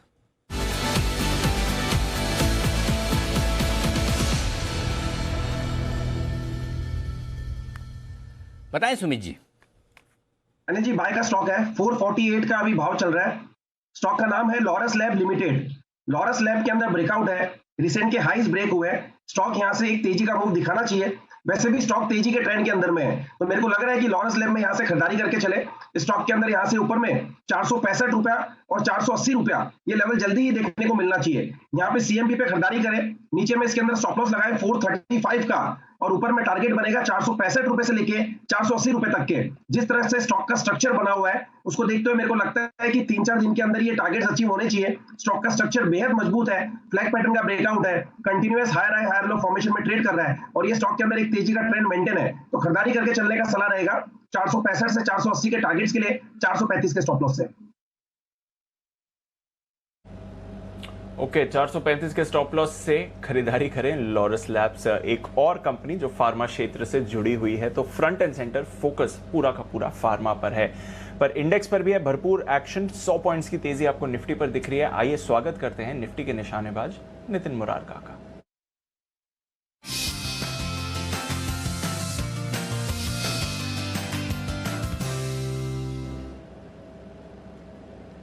गुड आफ्टरनून नितिन जी, बताएं सर डेटा क्या सजेस्ट कर रहा है, क्या स्ट्रैटेजी लेकर आए हैं? देखिए निफ्टी में हम बुल कॉल स्प्रेड क्रिएट करेंगे क्योंकि प्रीमियम बहुत ज्यादा है और अगले वीक वेडनेसडे को छुट्टी भी है। तो स्ट्रेटजी ये है कि 14,800 की कॉल ऑप्शन खरीदेंगे और उसको हेज करने के लिए 14,900 की कॉल ऑप्शन बेचेंगे जो काफी दूर है यहाँ से। इसमें केवल 35 रुपए का प्रीमियम लग रहा है, 35 रुपीज का। 14,800 की 82 में आएगी, 14,900 की 47 में बिकती है और इसके टारगेट करीब करीब आपको 60 रुपीज के हो सकते हैं, ये जो गैप है इसका। और स्टॉप लॉस इसका हमें रखना है 20 रुपए डिफरेंस का, यानी 15 रुपए का लॉस जब होने लग जाएगा तो मैं एग्जिट करूंगा। अदरवाइज ऊपर के टारगेट जो 35 रुपए का गैप है ये 60 तक आ सकता है। तो बुल कॉल स्प्रेड 14,800 की लेके 14,900 बेचेंगे। ओके, तो ये है आपके लिए बुल कॉल स्प्रेड निफ्टी पर आती हुई नितिन जी की तरफ से और डेज हाई पर भी निफ्टी फिलहाल ट्रेड करते हुए दिख रहा है। शुक्रिया नितिन जी हमारे साथ जुड़ने के लिए और एक बढ़िया स्ट्रैटेजी शेयर करने के लिए। एक और निफ्टी पर आपको स्ट्रैटेजी मिल रही है इस समय बुल कॉल स्प्रेड के जरिए। कुछ और स्टॉक्स हैं जो अच्छा तेजी के रुझान दिखा रहे हैं। आरती इंडस्ट्रीज अब नजर डालिए, हमने जब थोड़ी देर पहले बात करी थी 3% ऊपर था, अब 6.5% ऊपर ये काउंटर दिख रहा है। किरण जी से जब हम बात कर रहे थे तो नजर रखिए अब 1460 के लेवल्स आरती इंडस्ट्रीज पर आते हुए दिख रहे हैं। पर पीवीआर निचले स्तरों से अच्छी रिकवरी है, पॉजिटिव टेरिटरी में आते हुए दिख रहा है। इंडिया बुल्स हाउसिंग से थोड़ा आपको मोमेंटम बनते हुए दिख रहा है। औरो फार्मा अब 960 के लेवल्स पर गया है और पिडलाइट पर भी थोड़ा एक्शन बन रहा है। इनफैक्ट सीमेंट स्टॉक्स थोड़े थोड़े एक्शन में आते हुए दिख रहे हैं। रैमको सीमेंट, अल्ट्राटेक, एसीसी, इन सभी स्टॉक्स पर आपको थोड़ा सा पॉजिटिव मोमेंटम बनते हुए दिख रहा है। एसीसी के नतीजे भी आने वाले हैं अगले हफ्ते, उसके बारे में थोड़ी देर में हम बात भी करेंगे, पर उससे पहले एक बार जरा माइंडट्री पर नजर डाल देते हैं क्योंकि इसके नतीजों का इंतजार है आज मार्केट क्लोज के बाद। कुशल हमारे साथ तैयार हैं। कुशल बताए, विप्रो ने तो दमदार एक्शन दिखाया है, माइंडट्री से किस तरह के नतीजों की एक्सपेक्टेशन है? माइंडट्री के नंबर्स दीपांशु, आप देखिए नंबर्स जो हैं थोड़े से कमजोर साइड पर ही देखने को मिलेगी क्योंकि कंपनी का जो वेतन हाइक हुआ है उससे कंपनी की मार्जिन्स पर दबाव आता हुआ दिख सकता है और ऑलमोस्ट 2% की गिरावट हम इनकी मार्जिन्स में एक्सपेक्ट करके चल रहे हैं। 19.6% पिछली तिमाही में थी, वो घटकर 17.8% रहने का अनुमान है। यही नहीं, अगर आप कंपनी की ओवरऑल डॉलर रेवेन्यू देखें तो वहाँ पर 5% की ग्रोथ हम एक्सपेक्ट करके चल रहे हैं और क्योंकि इनके जो 3 वर्टिकल्स है, हाईटेक, रिटेल और ट्रैवल, वहाँ पर अच्छी रिकवरी के संकेत देखने को मिल रहे हैं।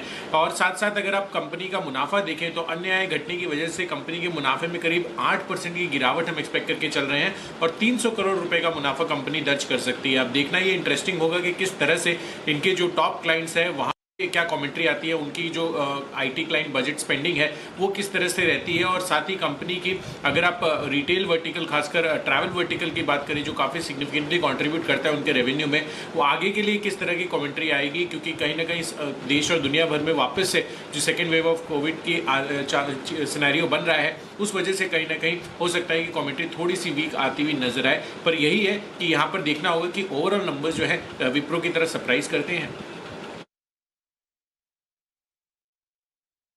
बिल्कुल, तो क्या सरप्राइज करते हैं या नहीं वो एक एक्सपेक्टेशन है। अच्छी बात है कि इतनी हाई एक्सपेक्टेशन नहीं है गोइंग इनटू अर्निंग्स जितना हमने शायद टीसीएस, इन्फोसिस की तरफ से देखा था, पर मिड कैप स्पेस से माइंडट्री के नतीजों पर हमेशा नजर रहती है और काफी एक्टिव काउंटर रहता है जहां तक ट्रेड का सवाल है। किरण जी, कोई इंपॉर्टेंट लेवल्स माइंडट्री पर जो ट्रैक करने चाहिए?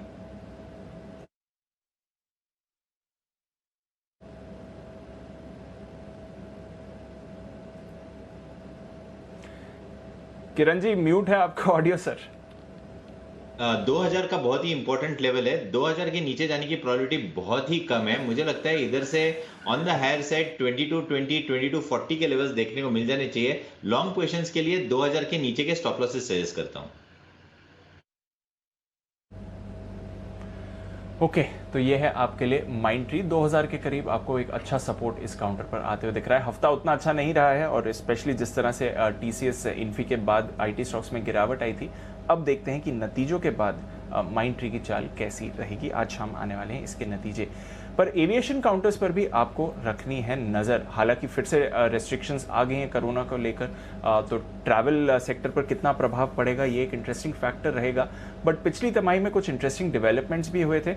एविएशन को लेकर कुछ खबरें भी हैं। आइए आशीष से जानते हैं क्या चल रहा है एविएशन सेक्टर में। आशीष, बताइए। दीपांशु, एविएशन सेक्टर के लिए चुनौतियां खत्म नहीं हो रही है। पिछले साल हमने देखा था कि कंपनियों ने भारी भरकम 14 से 15 हज़ार करोड़ के आसपास का घाटा दर्ज किया था और इस तिमाही में भी अगर आप देखें तो चुनौतियां खत्म नहीं होंगी। करीब 10,000 करोड़ के घाटे का अनुमान है और दरअसल इसके पीछे कारण जैसा कि आपने बताया कि जो नई रिस्ट्रिक्शंस लगी हैं इससे जो डेली ट्रैवल है इसमें काफ़ी रिडक्शन आया। अब अगर आप देखें फेब से लेके अप्रैल तक जो डेटा हमारे पास आया है इसमें जो घरेलू यात्री हैं वो करीब उनकी संख्या करीब 20% घटी है। सिर्फ यही नहीं, दूसरी चिंता का बड़ा कारण ये है कि नवंबर से लेकर अब तक अगर आप देखेंगे तो जो एविएशन फ्यूल की कीमतें हैं वो 30% महंगी हो चुकी हैं, यानी मार्जिन्स पर भी दबाव देखने को मिलेगा। वॉल्यूम्स तो लगातार घट ही रही हैं, साथ ही साथ अगर आप देखें तो जो इनकी वर्किंग कैपिटल की रिक्वायरमेंट है वो ज़्यादा बढ़ती हुई नजर आ रही है। ऐसा एक अनुमान है, मैं रिपोर्ट पढ़ रहा था जहाँ पर ये बताया जा रहा है कि एविएशन कंपनियों का जो कर्ज है इसमें भी आपको 25 से 30% की बढ़ोतरी देखने को मिल सकती है। लेकिन थोड़ी सी एक राहत देखने को मिल सकती है क्योंकि पिछले फर्स्ट हाफ में अगर आप देखेंगे पिछले साल के पहले भाग में तो छोटे बेस होने के कारण इस बार जो फर्स्ट हाफ का आंकड़े आएंगे उसमें आपको थोड़ा सा 3-3.5 से 4 गुना की बढ़त देखने को मिलेगी। लेकिन अगेन वो एक छोटे बेस का बेनिफिट होगा। लेकिन अगर आप देखें तो जैसे वैक्सीनेशन कैसे पैन आउट होता है, हर्ड इम्यूनिटी कैसी होती है और चीज़ें कैसे सही होती है उसको नज़र रखना होगा। लेकिन जो कंपनियों का घाटा है वो भारी भरकम रहने का अनुमान है। ओके, तो जो कंपनियों का घाटा है वो भारी भरकम रहेगा। जितना घाटा है उतना, जितना लास्ट ईयर का था उतना नहीं आएगा, थोड़ा नैरो होकर आएगा क्योंकि कुछ पॉजिटिव ट्रिगर्स भी थे, बट घाटा रहेगा, ये बात है। तो छोटे बेस के चलते थोड़ी बढ़त भी अच्छी रहेगी परफॉर्मेंस की ओवरऑल, बट उतनी अच्छी भी परफॉर्मेंस नहीं रहने वाली है। एविएशन पर रखिए नज़र, वैसे भी आज हम देख रहे हैं कच्चे तेल के दाम भी बढ़े हैं और कोरोना रेस्ट्रिक्शंस भी हैं, तो थोड़ी परेशानी उस सेक्टर के लिए वापस आती हुई दिख रही है। बट ऐसी कोई चिंताएं नहीं आ रही हैं सीमेंट स्टॉक्स के लिए। एक एक करके सारे सीमेंट स्टॉक्स पर अच्छा एक्शन बनते हुए दिख रहा है। अल्ट्राटेक पर एक बार जरा विश्वेश जी से राय लेते हैं। विश्वेश जी, 3% ऊपर है अल्ट्राटेक, क्या चल रहा है इस चार्ट में? देखिए, मुझे ऐसा लगता है Deepanshu, in a very shorter term the way UltraTech जो 7000 के लेवल से नीचे आया था और अभी एक आई डोंट नो सबड्यूड कहा जाएगा, उतना स्ट्रॉन्ग मोमेंटम नहीं है जितना मार्केट में है। तो अगर मेरा व्यू ले तो मुझे ऐसा लगता है कि 6900 के ऊपर अल्ट्राटेक जब तक नहीं जाता है तब तक एक बार के लिए ऐसा लगता है कि वापस 6400 तक आ सकता है। इनफैक्ट सारे सीमेंट स्टॉक में सिमिलर सॉर्ट ऑफ मूवमेंट है। तो मुझे ऐसा लगता है cement is not the flavour to be in with right now. On the contrary मुझे लगता है शायद गिरावट हो तब शायद वहाँ पे एंट्री करी जाए, तो फिलहाल सीमेंट को अवॉइड करना चाहिए। ठीक है, फिलहाल सीमेंट को अवॉइड करिए, पर आने वाले हफ्ते में 2 सीमेंट अर्निंग्स पर हमारी नज़र रहेगी और उससे पहले थोड़ा मोमेंटम सीमेंट स्टॉक्स ज़रूर आपको दिखा रहे हैं। पर इसके साथ ही पिडलाइट पर एक अच्छा मोमेंटम आते हुए दिख रहा है और कैश स्पेस में एस्ट्रल पर नज़र डालिए, क्योंकि इस हफ्ते पहले भी हमने देखा था एक बड़ा उछाल आया था और अभी भी एक बड़ा स्पाइक एस्ट्रल पर आते हुए दिख रहा है। कुणाल जी, एस्ट्रल के चार्ट्स पर नज़र डालिए, फिर से एक अच्छा उछाल आ रहा है, 8% ऊपर इस समय काउंटर दिख रहा है। देखिए, मेरे ख्याल कल भी हम लोग चर्चा कर रहे थे दीपांशु, और मैंने आपसे कहा था कि वे करेक्शन आया है जब से बोनस अनाउंसमेंट हुई, उसके बाद स्टॉक नीचे आया है और शायद इसका नाम भी बदला था कल, शायद आप बता रहे थे, और उसके बाद इसमें वापस से एक अपसाइड बनता हुआ दिख रहा है। तो चार्ट बहुत दमदार है, स्टॉक ऊपर जाएगा, मुझे लगता है 2000 के लेवल्स जो कि इसके रिसेंट हाइज हैं वहां तक इसका जाना तय दिखता है। तो जिनके पास भी है बने रहें और ऊपर के लेवल्स दिखेंगे। और डिस्क्लेमर यह है कि दीपांशु, मेरा इसमें काफी समय से निजी निवेश। बिल्कुल, कुणाल जी का तो इसमें काफ़ी समय से भरोसा है ही और उस भरोसे को पूरा फुलफिल कर रहा है एस्ट्रल। एस्ट्रल पॉली से बदलकर अब इसका नाम एस्ट्रल लिमिटेड हो गया है, तो ये एक डेवलपमेंट था। हालांकि कुछ ज़्यादा उससे फ़र्क नहीं पड़ता है क्योंकि स्टॉक जो अपनी तेज़ी के रुझान में था वो तेज़ी के माहौल में बना हुआ है। बजाज इलेक्ट्रिकल्स ये एक और स्टॉक है जहां पर एक अच्छा मोमेंटम दिख रहा है। वागले साहब, जरा बजाज इलेक्ट्रिकल्स को देखिए, अच्छी मूव आ रही है इस काउंटर पर, 7.5% ये भी ऊपर है। क्या चल रहा है यहाँ पर?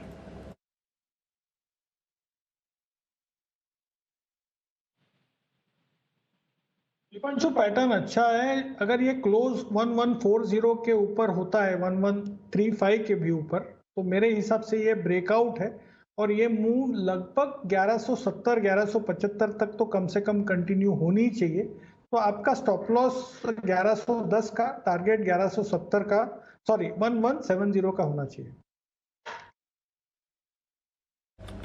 ओके, तो 1170 के लेवल्स के लिए इंतजार करिए जहां तक सवाल है बजाज इलेक्ट्रिकल्स का।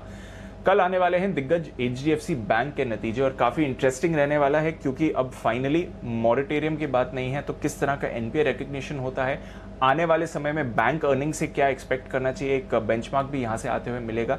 तो देखते हैं HDFC बैंक के नतीजे कैसे रहेंगे। देवांशी, बताएं क्या एक्सपेक्टेशन है इस बार HDFC बैंक से? दीपांशु, उम्मीदें काफ़ी बढ़ती हुई दिख रही है HDFC बैंक से, क्योंकि माना जा रहा है कि इस बार इनकी जो कॉर्पोरेट बुक है वहाँ से काफ़ी अच्छा परफॉर्मेंस आया और इसी के चलते इनकी जो ब्याज से आय है वो इस बार करीब 10% से ज़्यादा बढ़ने का अनुमान लगाया जा रहा है और साथ ही जो मुनाफा है वो 20% से ज़्यादा आ सकता है।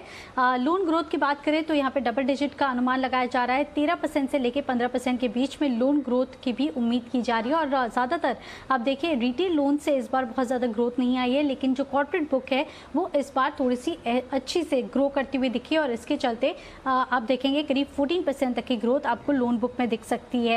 यही नहीं, इस तिमाही में अगर एसेट क्वालिटी की बात करें तो हम सब जानते हैं कि थोड़ा सा दबाव आने की उम्मीद अभी भी बनाई जा रही है। ज़्यादातर जो MSME पोर्टफोलियो है, साथ ही आप देखेंगे जो माइक्रो पोर्टफोलियो है वहाँ से यही उम्मीद की जा रही है कि इस बार जो स्लिपेजेस हैं वो थोड़े से ज़्यादा बढ़ते हुए दिख सकते हैं। पिछली बार या पिछली तिमाही में 1.4% के ग्रॉस NPAs थे जो इस बार बढ़ते हुए दिख सकते हैं। हैं 1.38% के सामने 1.4% आ सकते हैं और जो प्रोविजंस हैं वो भी इस बार बढ़ते हुए दिखेंगे। 3,900 करोड़ के प्रोविजंस थे जो थोड़े से बढ़ते हुए दिखेंगे, करीब 4,000 करोड़ के पास आ सकते हैं। लेकिन देखना होगा कि इस बार जो कमेंट्री है वो किस तरह से आती है, जो एक्चुअल नंबर्स होंगे ग्रॉस एनपीएस, नेट एनपीएस के, वो किस तरह से आते हैं और साथ ही जो क्रेडिट कार्ड पोर्टफोलियो पर इनके बैन लगाया गया है वहाँ पर किस तरह से बातचीत है, कब तक इनको रिलीफ मिलने की उम्मीद लगाई जा रही है, इन सब पर कमेंट्री काफ़ी अहम होगी। क्योंकि ये दिग्गज बैंक है तो यहाँ से एक सेंटिमेंट भी पता चलेगा कि ओवरऑल बैंकिंग के लिए जो नतीजे हैं वो अब किस तरह से रह सकते हैं।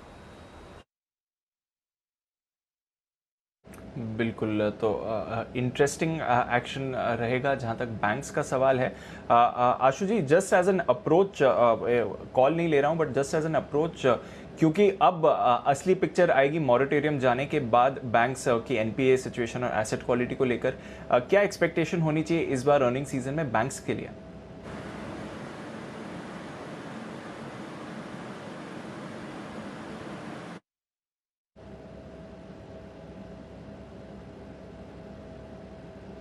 ओके, लगता है आशु जी थोड़ा इस पर सोच विचार कर रहे हैं, पर एक बार एचडीएफसी बैंक पर चार्ट चेक भी ले लेते हैं विश्वेश जी की तरफ से।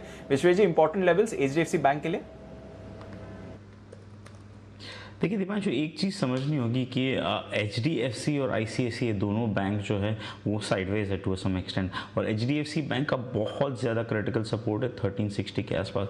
मुझे ऐसा लग रहा है कि ना very shorter term HDFC bank sideways रहेगा 1460 1400 की रेंज में। तो फिलहाल बैंकिंग स्टॉक्स में ऐसा कुछ भी नहीं समझ में आ रहा है जो इमीडिएट स्पॉट दे देगा। तो मुझे लगता है कि एचडीएफसी बैंक 1460 1400 की रेंज में साइडवेज रहेगा। बहुत ज़्यादा बड़ा मूव मैं एक्सपेक्ट नहीं कर रहा हूँ। ओके, तो एचडीएफसी बैंक का कोई बड़ी मूव इस पर एक्सपेक्टेड नहीं है, नज़र रखिए इस काउंटर पर। आशु जी, मैं सिर्फ एज एन अप्रोच बैंक्स की तरफ से पूछ रहा था इस बार, क्योंकि अब एनपीएस की रियल पिक्चर सामने आएगी, मॉरेटोरियम भी नहीं रहेगा। क्या अप्रोच होनी चाहिए इस अर्निंग सीजन में बैंक्स को लेकर?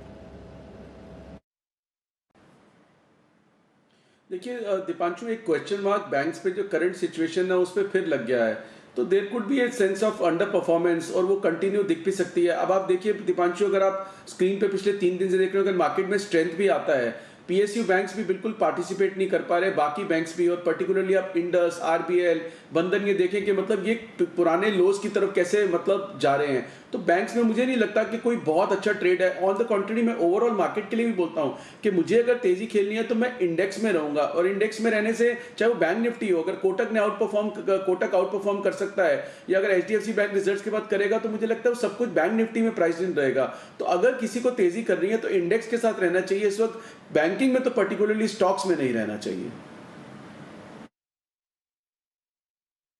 तो इंडेक्स बेटर ट्रेड रहेगा, स्टॉक स्पेसिफिक एक्शन थोड़ा बैंक्स में आपको उतार चढ़ाव वाला आते हुए दिख सकते हैं, तो केयरफुल रहना जरूरी है। राइट्स के लिए एक अच्छी खबर आती हुई दिख रही थी, 63 करोड़ रुपीस का ऑर्डर कंपनी ने जीता है। अभी अभी वो खबर आपके लिए फ्लैश हो रही थी, तो राइट्स पर भी एक बार नजर रखिए। हालांकि आज स्टॉक पर कोई एक्शन नहीं है, बट ऑर्डर विन की खबर जरूर राइट्स के लिए आपको आती हुई दिख रही थी, तो ये भी एक इंटरेस्टिंग स्पेस है जहां पर आपको अच्छा एक्शन बनते हुए दिखेगा।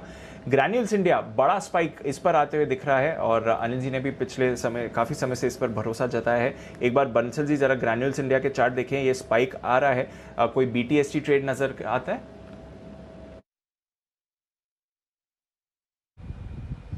देखिए दीपांशु, ग्रैन्यूल्स की बात करें तो 328 के अराउंड स्टॉक ट्रेड कर रहा है। टेक्निकली एक रिबाउंड देखने को मिल रहा है, तो जिनके पास है दीपांशु वो यहाँ पर एक स्टॉप लॉस लगा सकते हैं, 324.50 का स्टॉप लॉस लगा सकते हैं। और टेक्निकली आज के जो हाइज हैं 332 के अराउंड के, वही एक रेजिस्टेंस है, वही एक टारगेट बैठता है। नई खरीदारी की राय नहीं है, बट जिनके पास है होल्ड करें 324.5 के स्टॉप लॉस के साथ 332 के टारगेट के लिए। ओके, तो ग्रैन्यूल्स इंडिया यहाँ पर खरीदारी करने की राय है आपके लिए, मजबूती के साथ। तेजी अगर हो रही तो सिर्फ एक जगह, और वो है फार्मा शेयर। आइए लेकिन बैन लिस्ट पर डाल लेते हैं नज़र, वक्त है बैन से बेनिफिट का।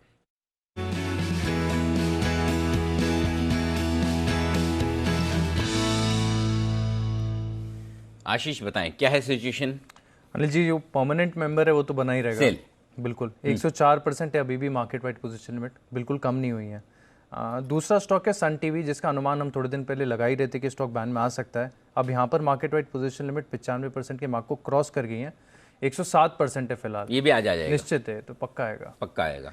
इसके अलावा नजर रखें इंडिया बुल्स हाउसिंग फाइनेंस, ये थोड़ा सा डाइसी है, थोड़ा मुश्किल लग रहा है क्योंकि 94.5% है, बॉर्डर लाइन के आसपास। ये 95% तक जब तक क्रॉस नहीं होती पोजीशंस, ये बैन में आएगा नहीं। तो सन टीवी तो पक्का है, इंडिया बुल्स हाउसिंग फाइनेंस के थोड़े से चांसेस हैं, और सेल तो परमानेंट है। ओके, सेल बना रहेगा, सन टीवी साथ दे देगा, इंडिया बुल हाउसिंग का मूड हुआ तो आएगा, नहीं तो नहीं आएगा जी। तो ये है आपके लिए। लेकिन हाँ, सन टीवी बैंड में आने की तैयारी में, तो एक बार ज़रा सन टीवी पर ही राय ले ली जाए। यहाँ पर विश्वेश जी, सन टीवी बैंड में आने की तैयारी में, किसी की तेजी या मंदी की पोजीशन है तो क्या करना चाहिए?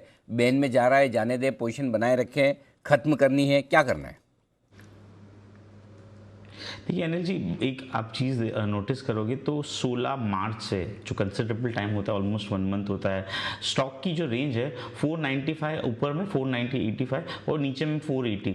तो आज का भी अगर आप हाई देखोगे अनिल जी तो 487 के आसपास है। तो मुझे लगता है अपर बैंड है 490, 485 के आसपास, और लोअर बैंड 440, 445। मुझे लगता है बैंड के आने से क्या होगा, अपर बैंड टेस्ट करके वापस लोअर बैंड पे हो जाएगा। तो अगर आपके पास पोजीशन है तो बहुत ज़्यादा अपसाइड की उम्मीद नहीं है। ऑन द कॉन्ट्रारी मुझे लगता है वापस नीचे मिलेगा, तो it's better to unwind your position and wait for the lower level to decline. Wait. तो ये है आपके लिए सन टीवी पर राय, बैन में जाने की तैयारी इस वक्त होती हुई दिख रही है। वागले साहब, आपका फेवरेट स्टॉक सुबह वाला नवीन फ्लोरिन, जो आपने 31 रुपये में 32 रुपये के टारगेट के लिए खरीदारी करने की राय दी, लगभग 3200 के पास पहुंचा भी, अभी भी मिडवे 3150 के आसपास 6% की तेजी के साथ बढ़िया ट्रेड करता हुआ दिख रहा है। इस पर जरा एक बार अपडेट दीजिए ना प्लीज़। अनिल जी, पैटर्न बहुत ही बढ़िया है। थोड़ा सा पोजिशनल अगर व्यू लेते हो तो 3300, 3350 तक, कोई कुछ दिनों की बात है, मुझे लगता है वहां तक जाना चाहिए। यहाँ से मुझे एक 7 से 8 से 10% की अपमूव दिख रही है। उसके लिए आपका स्टॉप लॉस 3050 का होना चाहिए। 3350, इवन 3400 तक के टारगेट्स हो सकते हैं। ओके, तो ये है आपके लिए 3400 तक के टारगेट यहाँ पर आपके लिए बन सकते हैं इस वक्त। ये है राय नवीन फ्लोरिन पर वागले साहब की तरफ से। गजब का कमाल। कुछ वागले साहब, सुबह आपने इसके बारे में कुछ बोला था, ब्लास्ट टाइप का स्टॉक है, ऐसा कुछ, बम ब्लास्ट कुछ तो ऐसा बोला था इसके लिए। अनिल जी, आप कुछ बोल रहे थे, मैंने वो कंटेक्स्ट में बोला था। ओह यस, याद आया, बग्गा साहब से बात हो रही थी तब। हाँ, अब ख्याल आया मेरे को। हाँ, बग्गा साहब को हम कह रहे थे कि एक मतलब बड़ी ब्लास्ट वाली चीज़ बताऊंगा, तो तब वागले साहब बोले कि मेरा ब्लास्ट आ रहा है। तो हमारा तो हुआ नहीं हुआ वागले साहब, आपका ब्लास्ट एकदम परफेक्ट रहा, जबरदस्त भागा है स्टॉक, कमाल करता हुआ दिख रहा है। एक और स्टॉक कमाल करता हुआ दिख रहा है, करने की तैयारी में, बताएंगे विश्वेश जी। विश्वेश का विशेष।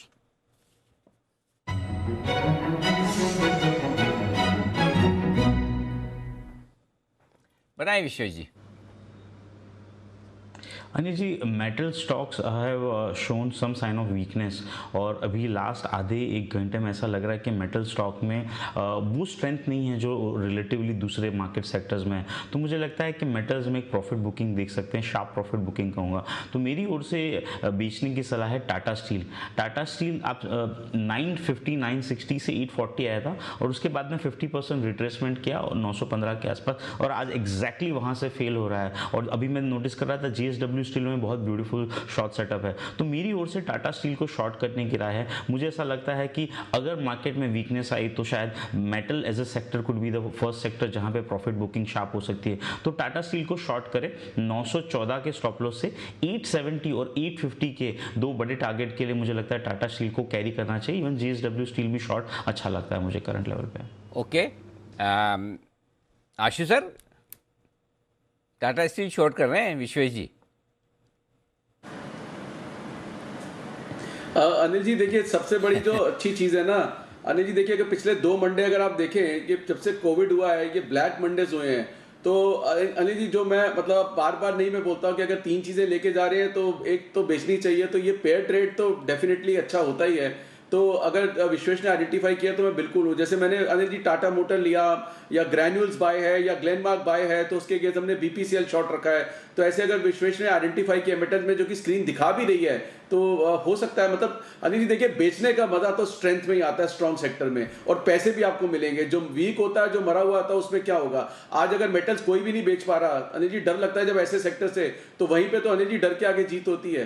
तो मेरा तो अप्रूवल है विश्वेश के साथ। वो तो मुझे पता है, आपका तो पहले से ही वो नियम ही वही है कि शॉर्ट का कॉल आए तो पहले गोली मारो और बाद में पूछो तेरा गुनाह क्या था, गोली क्यों खाई तूने, वैसा हाल है। वो मैं समझ गया, आप तो हाँ ही बोलोगे, और मुझे भी आपसे हाँ ही तो सुननी थी विश्वेश जी के लिए, इसीलिए तो मैंने पूछा।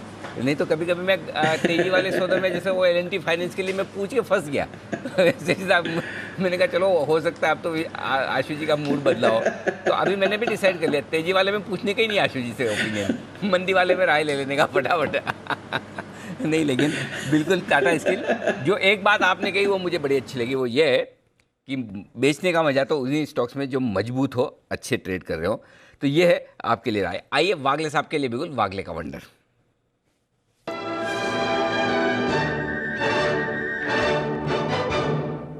बताएं वागले साहब। अनिल जी, सिप्ला और में अच्छी मूव आई, ग्लेनमार्क में भी अच्छी मूव आई। मुझे लगता है कुणाल जी और राकेश जी ने जो स्टॉक कहा है सन फार्मा, मुझे लगता है ये कल आउट परफॉर्म करेगा, तो इसको मैं BTST के तौर पे रिकमेंड करूंगा। अभी 648 649 के करंट भाव पे लेके चलिए।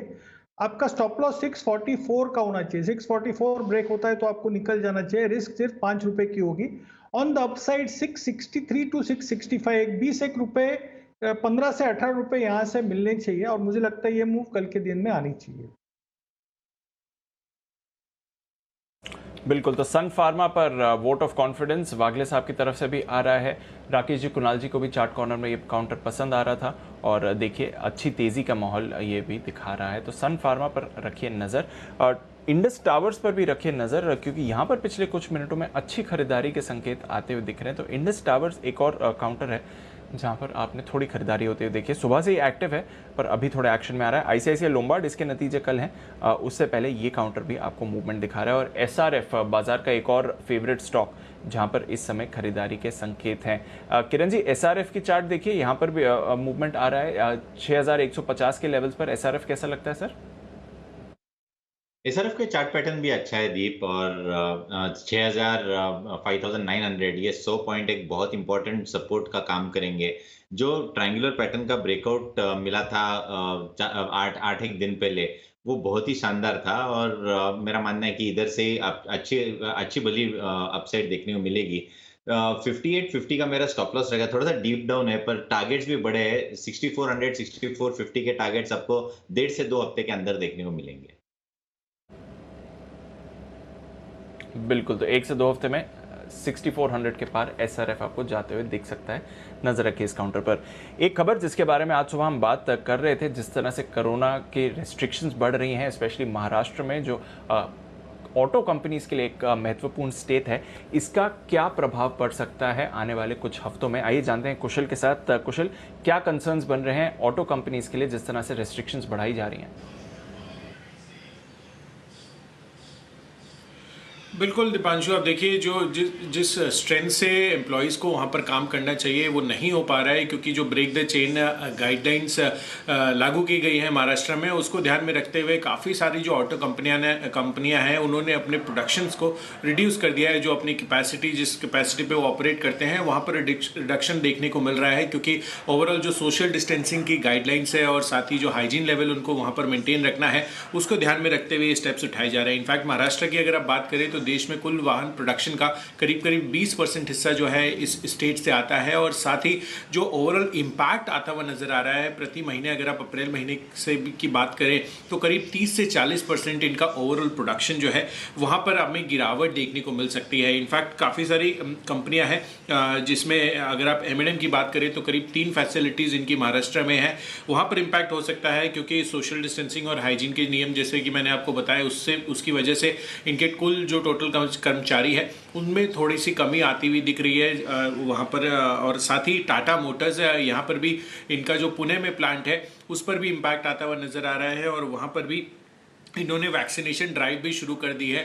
बजाज ऑटो के 2 फैसिलिटीज़ हैं, एक वालुज औरंगाबाद में, जहां पर पहले भी बातें हो रही थी जब उधर कोविड के केसेस ज़्यादा बढ़ते हुए नज़र आ रहे थे, और साथ ही जो पुणे में इनका चक्कन प्लांट है वहां पर भी फोकस बढ़ा हुआ है। और मर्सिडीज बेंज एक और बड़ी दिग्गज ऑटो कंपनी, वहां पर भी उन्होंने ये स्टेटमेंट्स जारी किए हैं कि कम क्षमता और सीमित कर्मचारियों के साथ, जो कर्मचारी संख्या है उसके साथ ये अभी अपने ऑपरेशंस कर रहे हैं। तो क्लियर कट इंडिकेशंस यही मिल रहे हैं कि आगे आने वाले समय में जब तक ये कोविड के केसेस रिड्यूस होते हुए नहीं नजर आते हैं, तब तक जो प्रोडक्शंस है वो तो थोड़ी धीमी चाल पकड़ती हुई नजर आ सकती है।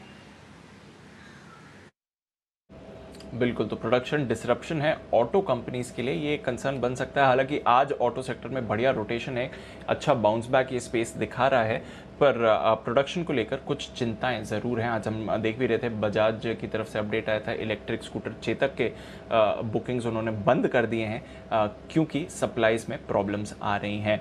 पर कॉल्स की कोई कमी नहीं है, हमारे एक्सपर्ट्स की तरफ से दमदार कॉल्स आती हुई दिख रही हैं। एक और बिगुल विश्वेश जी के लिए, विश्वेश का विशेष।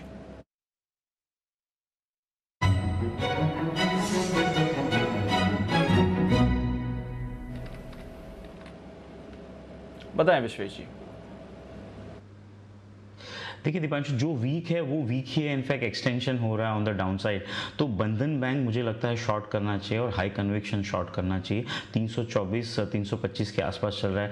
देखिए एक सिंपल चीज़ हो रही है, बैंक निफ्टी नहीं उठ पाया है और आईटी और फार्मा ने मार्केट को संभाला, बैंकिंग अब गिर रहा है। इनफैक्ट निफ्टी भी 100 पॉइंट नीचे आया। मैंने जो कॉल ऑप्शन दिया था मेरा, उसका भी स्टॉप लॉस ट्रिगर हो गया। मुझे लगता है along with the metals banking के अंदर में एक सेल ऑफ हो सकता है। बंधन बैंक का एक साइडवेज पैटर्न था जिसको फ्लैग पैटर्न कहते हैं, बेरिश काफी बड़ा था, उसका ब्रेकडाउन हो चुका है। और जिस हिसाब से 330 332 के आसपास मल्टीपल रेजिस्टेंस है और आज जिस हिसाब से सेलिंग दिख रही है, मुझे लगता है बंधन बैंक यहां से एटलीस्ट 10% जाना चाहिए। तो करंट लेवल पे सेल करे, 332 का स्टॉप लॉस रखे, 310 और 300 रुपए के टारगेट के लिए मुझे लगता है बंधन बैंक को शॉर्ट कैरी करना चाहिए मंडे के लिए। समहाउ बैंकिंग और उसमें भी ये छोटे जो माइक्रो फाइनेंसिंग उस टाइप के स्टॉक्स है, बैंकिंग वगैरह, मुझे लग रहा है वहां पे वीकनेस जो है वो एक्सटेंड हो सकती है। और लॉकडाउन अभी हमारे यहाँ पे भी अगर मैं कहूँ तो दमन जैसी जगह पे, छोटी जगह है, वहाँ पे भी वीकेंड कर्फ्यू लग गया है और मूवमेंट टोटली बंद हो गई, बॉर्डर्स जो है सील हो रही है। तो मुझे लगता है शायद ये जो डर है थोड़ा सा और एक्सटेंड हो सकता है। तो बंधन बैंक को शॉर्ट करना है करंट लेवल पे 332 के स्टॉप लॉस के साथ। बिल्कुल, तो बंधन बैंक को शॉर्ट करिए करंट लेवल्स पर 332 के स्टॉप लॉस के साथ। बैंक्स में थोड़ा उतार चढ़ाव इस समय स्टॉक लेवल पर आपको आते हुए दिख रहा है। इस बीच समय है स्वागत करने का जय ठक्कर का कैश का option.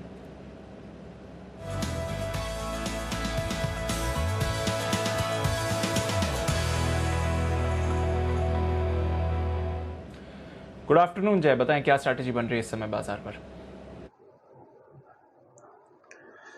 Good afternoon Deepanshu, morning में 14,650 का कॉल ऑप्शन दिया था, वो प्रॉफिट में बुक करवाया। अब 14,650 का ही पुट ऑप्शन लेंगे हम, करीब अभी मिल रहा है 150 के करीब, 150 के करीब ये मिल रहा है, इसको खरीदना चाहिए।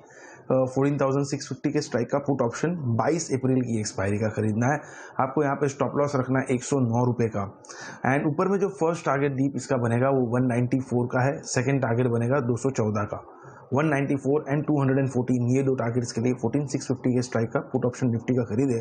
हमारा जो एक व्यू था कि बैंक निफ्टी गैप फिलअप करेगा, जो किया भी उसने, निफ्टी गैप फिलअप करेगा, पूरा नहीं कर पाया, पार्शल किया, बट देन 650 के ऊपर क्लोज करना आज के ट्रेडिंग सेशन में निफ्टी को बहुत ही इंपॉर्टेंट था। 14,650 के ऊपर अगर नेक्स्ट सेशन में क्लोज होता है तो हम कॉल ऑप्शन भी लेंगे थी, पर जब तक वो नहीं होता आई थिंक शायद थोड़ी बहुत प्रॉफिट बुकिंग हमें देखने मिले निफ्टी में, ज़्यादा नहीं बट एटलीस्ट 14,525 500 तक के लेवल्स तक एटलीस्ट वहाँ पे भी हो गया।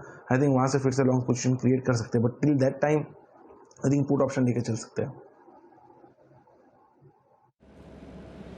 ओके, तो पुट ऑप्शन की खरीदारी की राय आ रही है इस समय निफ्टी पर जय की तरफ से। तो दोनों तरफ के व्यूज़ इस समय अगर आप देखें बाजार पर बनते हुए दिख रहे हैं हमारे एक्सपर्ट्स की तरफ से। थोड़ा कन्विक्शन भी है, बट शायद यहाँ से बाजार गिर भी सकते हैं। ये जो लॉकडाउन्स और रिस्ट्रिक्शंस बढ़ रहे हैं वहाँ से आपको थोड़ी चिंताओं का सेशन आते हुए दिख रहा है। नज़र रखिए, बाजार दोनों तरफ की चाल बनती हुई दिख रही है। पर एक डेवलपमेंट है जिसके बारे में आज सुबह बग्गा साहब से भी हम एक व्यू ले रहे थे। भारत में एक लंबी पारी के बाद सिटी बैंक अपने रिटेल ऑपरेशंस बंद कर रहा है। इंस्टीट्यूशनल ऑपरेशंस फिर भी चलते रहेंगे, बट जो रिटेल बैंकिंग है वो बंद हो रही है। तो आइए देवांशी के साथ समझते हैं कि सिटी बैंक की जर्नी कैसी रही है भारत में, और साथ ही इस खबर का इम्पैक्ट कैसे हमें समझना चाहिए।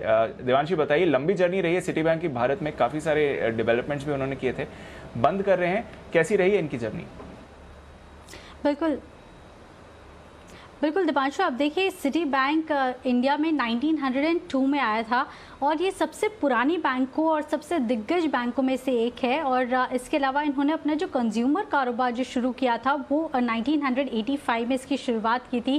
फिर एक बार ये सबसे पुरानी बैंक्स है जहाँ पे सबसे ज़्यादा टेक्नोलॉजी, सबसे ज़्यादा डिजिटाइजेशन और साथ ही इनोवेशन देखने मिल रहा था, और ये इतनी पुरानी बैंक है। इसके अलावा आप देखिए धीरे धीरे कंपनी रिटेल बैंकिंग में एक्सपैंड करती हुई दिखी थी, साथ ही क्रेडिट कार्ड कारोबार को एक्सपैंड करती हुई दिखी थी। HSBC इसका प्योर था या कंपटीशन माना जाता था उस टाइम पे। और फिर हमने देखा कि एक बड़ा फॉल सिटी में या सबसे बड़ा जो फाइनेंशियल असर है वो बैंक पर तब देखने मिला जब 2008 में क्राइसिस आते हुए दिखे। उसके बाद लगातार यहाँ पे कमज़ोरी देखने मिली थी। एक और इंटरेस्टिंग फैक्ट ये था कि जो हम सैलरी अकाउंट्स का ट्रेंड देख रहे हैं वो सबसे पहला जो ट्रेंड है वो भी सिटी बैंक ने भारत में शुरू किया था। तो काफ़ी पुरानी जर्नी रही है इसकी। अब फाइनली खबर ये आती हुई दिख रही है कि करीब 13 देश हैं जहां पे कंपनी अपना जो कंज्यूमर कारोबार है उसका कामकाज बंद करती हुई दिखेगी। बहुत ज़्यादा स्केल नहीं मिल रही है, बहुत ज़्यादा ROAs नहीं मिल रहे हैं, और इसके चलते कंपनी केवल अपने इंस्टीट्यूशन कारोबार पर और वेल्थ कारोबार पर फोकस करती हुई दिखेगी। भारत भी इसमें शामिल है। मैं आपको बता दूं कि ये इसके चलते जो दूसरे कार्ड कंपनीज हैं, जो दूसरे बैंक्स हैं, इनको इसका फ़ायदा मिलता हुआ दिखेगा। वो इसीलिए क्योंकि आप देखिए क्रेडिट कार्ड कारोबार के अगर मामले की बात करें तो छठा सबसे बड़ा बैंक था जो क्रेडिट कार्ड इश्यू करता था। लेकिन सबसे इंटरेस्टिंग बात यह है कि वो प्रीमियम कस्टमर्स हुआ करते थे। इनकी जो स्पेंडिंग होती है या स्पेंडिंग पावर जो माना जा रहा है वो सबसे हाई है इंडस्ट्री एवरेज से अगर हम कंपेयर करते हैं। यही नहीं, आप देखिए पिछले 10 साल में करीब 1.5% के CAGR ग्रोथ इन्होंने क्रेडिट कार्ड कारोबार में किया था, और इसी जो डाउनफॉल आ रहा था इसी के चलते कंपनी ने ये कारोबार बंद करने का फैसला लिया है। कुल मिला के आप देखिए इनके पास करीब 2.7 क्रेडिट कार्ड होल्डर्स हैं, यानी कि 27 लाख क्रेडिट कार्ड के होल्डर्स हैं इनके पास। तो इसका जो फ़ायदा है वो बाकी जो बैंक्स हैं और क्रेडिट कार्ड कंपनीज हैं इनको मिलता हुआ दिखेगा। हालांकि SBI कार्ड्स का अगर देखें तो करीब 1 करोड़ से भी ज़्यादा के क्रेडिट कार्ड होल्डर्स हैं, तो कम फ़ायदा होने की उम्मीद लगाई जा रही है। ICICI बैंक की बात करें तो वो भी 1 करोड़ के आसपास हैं क्रेडिट कार्ड होल्डर्स इनके। साथ ही RBL बैंक और एक्सिस बैंक थोड़े से छूटे हैं। यहाँ पे RBL बैंक की बात करें तो करीब 20 लाख हैं। तो कई ऐसी कंपनीज हैं जिनको इसका फ़ायदा ज़रूर मिलता हुआ दिखेगा, और क्योंकि वो प्रीमियम कस्टमर्स हैं तो ज़्यादा स्पेंडिंग का अनुमान लगाया जा रहा है। लेकिन मैं आपको बता दूं क्योंकि ये जो बेस है कस्टमर्स है वो थोड़े से छोटे हैं, तो बहुत ज़्यादा गेंस आने की कोई उम्मीद नहीं लगाई जा रही है। HDFC बैंक हमने इसलिए भी इंक्लूड नहीं किया क्योंकि फ़िलहाल इन पर RBI का बैन लगा हुआ है। तो HDFC बैंक पर बैन लगा हुआ है, जिसका ऑलरेडी हमने एक बार इम्पैक्ट कर लिया था कि SBI कार्ड्स को उसका फ़ायदा होगा। But city bank unfortunate news है, अपना रिटेल बैंकिंग ऑपरेशन शट कर रहे हैं। और क्रेडिट कार्ड बिजनेस के लिए तो ये काफ़ी जाने माने थे, specially late 90s early 2000s में। तो वहाँ से अब थोड़ा डिस्ट्रीब्यूशन होगा। देखते हैं आगे क्या डेवलपमेंट्स आते हैं। भारत में रहेंगे बट रिटेल बैंकिंग अपने भारत में ये बंद कर रहे हैं। पर आइए आखिरी 10 मिनट बाकी हैं ट्रेड के, जल्दी से चलते हैं अनिल जी के पास आज की फाइनल स्ट्रैटेजी के लिए।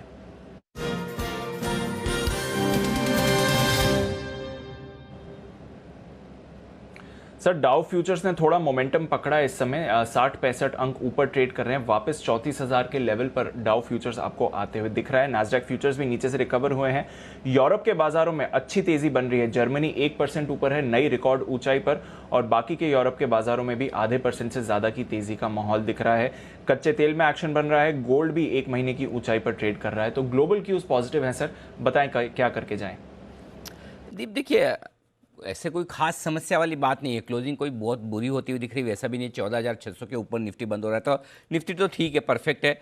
एक पॉजिटिव क्लोजिंग लगातार तीसरे दिन देने के लिए तैयार है और 14,600 के ऊपर की क्लोजिंग अच्छी मानी जाएगी, तो अभी भी कहीं कुछ बिगड़ा नहीं है। और सोमवार के लिए आपके लिए जो ट्रेडिंग रेंज रहेगी, नीचे 14,500-550 सपोर्ट के तौर पर काम करेगा, ऊपर 14,700-775 आपके लिए ऊपर की रेंज रहेगी, तो निफ्टी उस हिसाब से ठीक है। बैंक निफ्टी 32,000 के इंपॉर्टेंट लेवल के आसपास बंद होता दिख रहा है, जो कि आप कह सकते हैं 2 दिनों की आउट परफॉर्मेंस दिखाने के बाद थोड़ा सा ठंडा होता हुआ दिख रहा है। तो जिन लोगों ने डे ट्रेड के लिए आज से बैंक निफ्टी का कॉल लिया था 32,200 का, जो मैंने सजेस्ट किया था 40 रुपये 60 रुपये नीचे स्टॉप लॉस था, वो अपने स्टॉप लॉस के साथ एग्जिट कर सकते हैं। और बाकी जिन लोगों का अगर पोजिशनल व्यू है तो 31,900 का स्टॉप लॉस हमने बोला है, वो अभी भी ट्रिगर नहीं हुआ, तो वो होल्ड कर सकते हैं सोमवार के लिए, कोई चिंता की बात नहीं है। ग्लोबल मार्केट्स अच्छी हैं, मजबूत है। दिक्कत सिर्फ यही कि अगर वीकेंड पर कुछ कोरोना के मामले बढ़कर आ गए, वो रिस्क आपको हमेशा वीकेंड पर लेकर चलनी होगी। बट मुझे लगता है जिस तरह की क्लोजिंग मिल रही है, बहुत चिंता की बात नहीं है। और अगर आपको रिस्क कम लगती है तो सोमवार को वापस आकर भी खरीद सकते हैं, कोई इशू नहीं। और अदरवाइज 31,900 के स्टॉप लॉस के साथ पोजीशन को होल्ड करें, हो सकता है आपको फिर से सोमवार को आराम से एग्जिट मिल जाए। तो ये आपके लिए राय है। 32,000 के आसपास की क्लोजिंग बैंक निफ्टी में ठीक है, बहुत अच्छी तो नहीं। अगर पॉजिटिव क्लोजिंग होती तो बढ़िया था। 32,325 के ऊपर की क्लोजिंग की मैं एक्सपेक्टेशन कर रहा था, वहाँ से थोड़ी सी नीचे हो रही है, 32,000 के आसपास की है। लेकिन निफ्टी की क्लोजिंग ठीक है और ग्लोबल मार्केट्स मजबूत है। डाउ फ्यूचर्स धीरे धीरे रफ्तार पकड़ रहे हैं, तो उस हिसाब से मुझे लगता है कि अमेरिका में एक अच्छा सेशन रहना चाहिए। तो ग्लोबल मार्केट्स का सपोर्ट है और बाकी तो देखते हैं सोमवार को क्या कुछ होता है। बिल्कुल सर, तो ग्लोबल मार्केट का सपोर्ट है, कोई चिंता की बात नहीं है। अगर आपकी लॉन्ग पोजीशन है तो अप्रोप्रिएटली रिस्क के हिसाब से होल्ड करें, कोई चिंता का विषय नहीं है। और जैसे कि अनिल जी कह रहे हैं, अगर आप होल्ड कर रहे हैं ओवर द वीकेंड तो फिर हेज करना भी आपके लिए ज़रूरी रहेगा। ये है आपके लिए राय जहां तक बाजार के एक्शन का सवाल है। आइए इससे पहले बाजार क्लोज हों, कुछ और स्टॉक्स पर हमारे एक्सपर्ट्स के साथ चर्चा कर लेते हैं, स्पेशली वो स्टॉक्स जहां पर फिर से रिकवरी के आसार आ रहे हैं। सीमेंस पर थोड़ी रिकवरी आ रही है, थोड़ा एक्शन कल भी दिखा रहा था विश्वेश जी। सीमेंस ट्रेड में वापस 1850 के लेवल्स पर है सीमेंस, 2% की तेजी। कोई बीटीएसटी ट्रेड दिखता है सीमेंस पर कैरी फॉरवर्ड के लिए? दीपांशु देखिए 1880 एक क्लस्टर है जहां पे बहुत ह्यूज सप्लाई है in the case of cements, और मुझे समहाउ ऐसा लग रहा है कि मार्केट की क्लोज ठीक है, लेकिन टूवर्ड्स एंड जो सप्लाई हो रही है सिलेक्ट सेक्टर्स लाइक मेटल्स और बैंकिंग में, ये एक बार के लिए थोड़े से घबराने वाले साइन है। क्योंकि मैं जिस तरह से डेटा रीड करता हूँ तो मुझे लगता है लॉन्ग हैच करके जाए, लेस कैरी करे, वीकेंड का रिस्क मुझे थोड़ा ज़्यादा लग रहा है। तो सीमेंट्स तो पर्टिकुलरली 1880 के ऊपर ही कंसिडर करना चाहिए, अदरवाइज अवॉइड करें। ओके, तो 1880 के ऊपर ही कंसिडर करें कैरी फॉरवर्ड, वरना अवॉइड करें। वागले साहब, सुबह की कॉल नवीन फ्लोरिन अच्छी गेंस आज दिखाकर गया है, 3200 के टारगेट के ऑलमोस्ट करीब आया था, 3183 का हाई है। अगर पोजीशन ली है कैरी फॉरवर्ड करनी चाहिए या फिर क्लोज करके जाएं, अगले हफ्ते फिर से देखेंगे?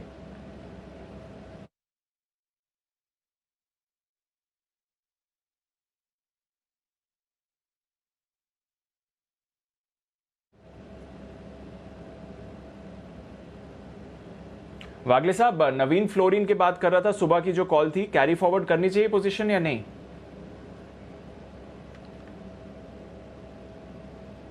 ओके, वागले साहब के साथ थोड़े संपर्क में प्रॉब्लम आती हुई दिख रही है, दोबारा उनके साथ कांटेक्ट करेंगे। बंसल जी, एक राय विप्रो पर लेनी थी, आज का टॉप गेनर रहा है, काफी पोजीशंस बनी है विप्रो पर, जिन्होंने खरीदारी करी है कैरी फॉरवर्ड करनी चाहिए? विप्रो की पोजीशंस क्या राय देंगे? 8.5% ऊपर बंद हो रहा है 470 के लेवल्स पे।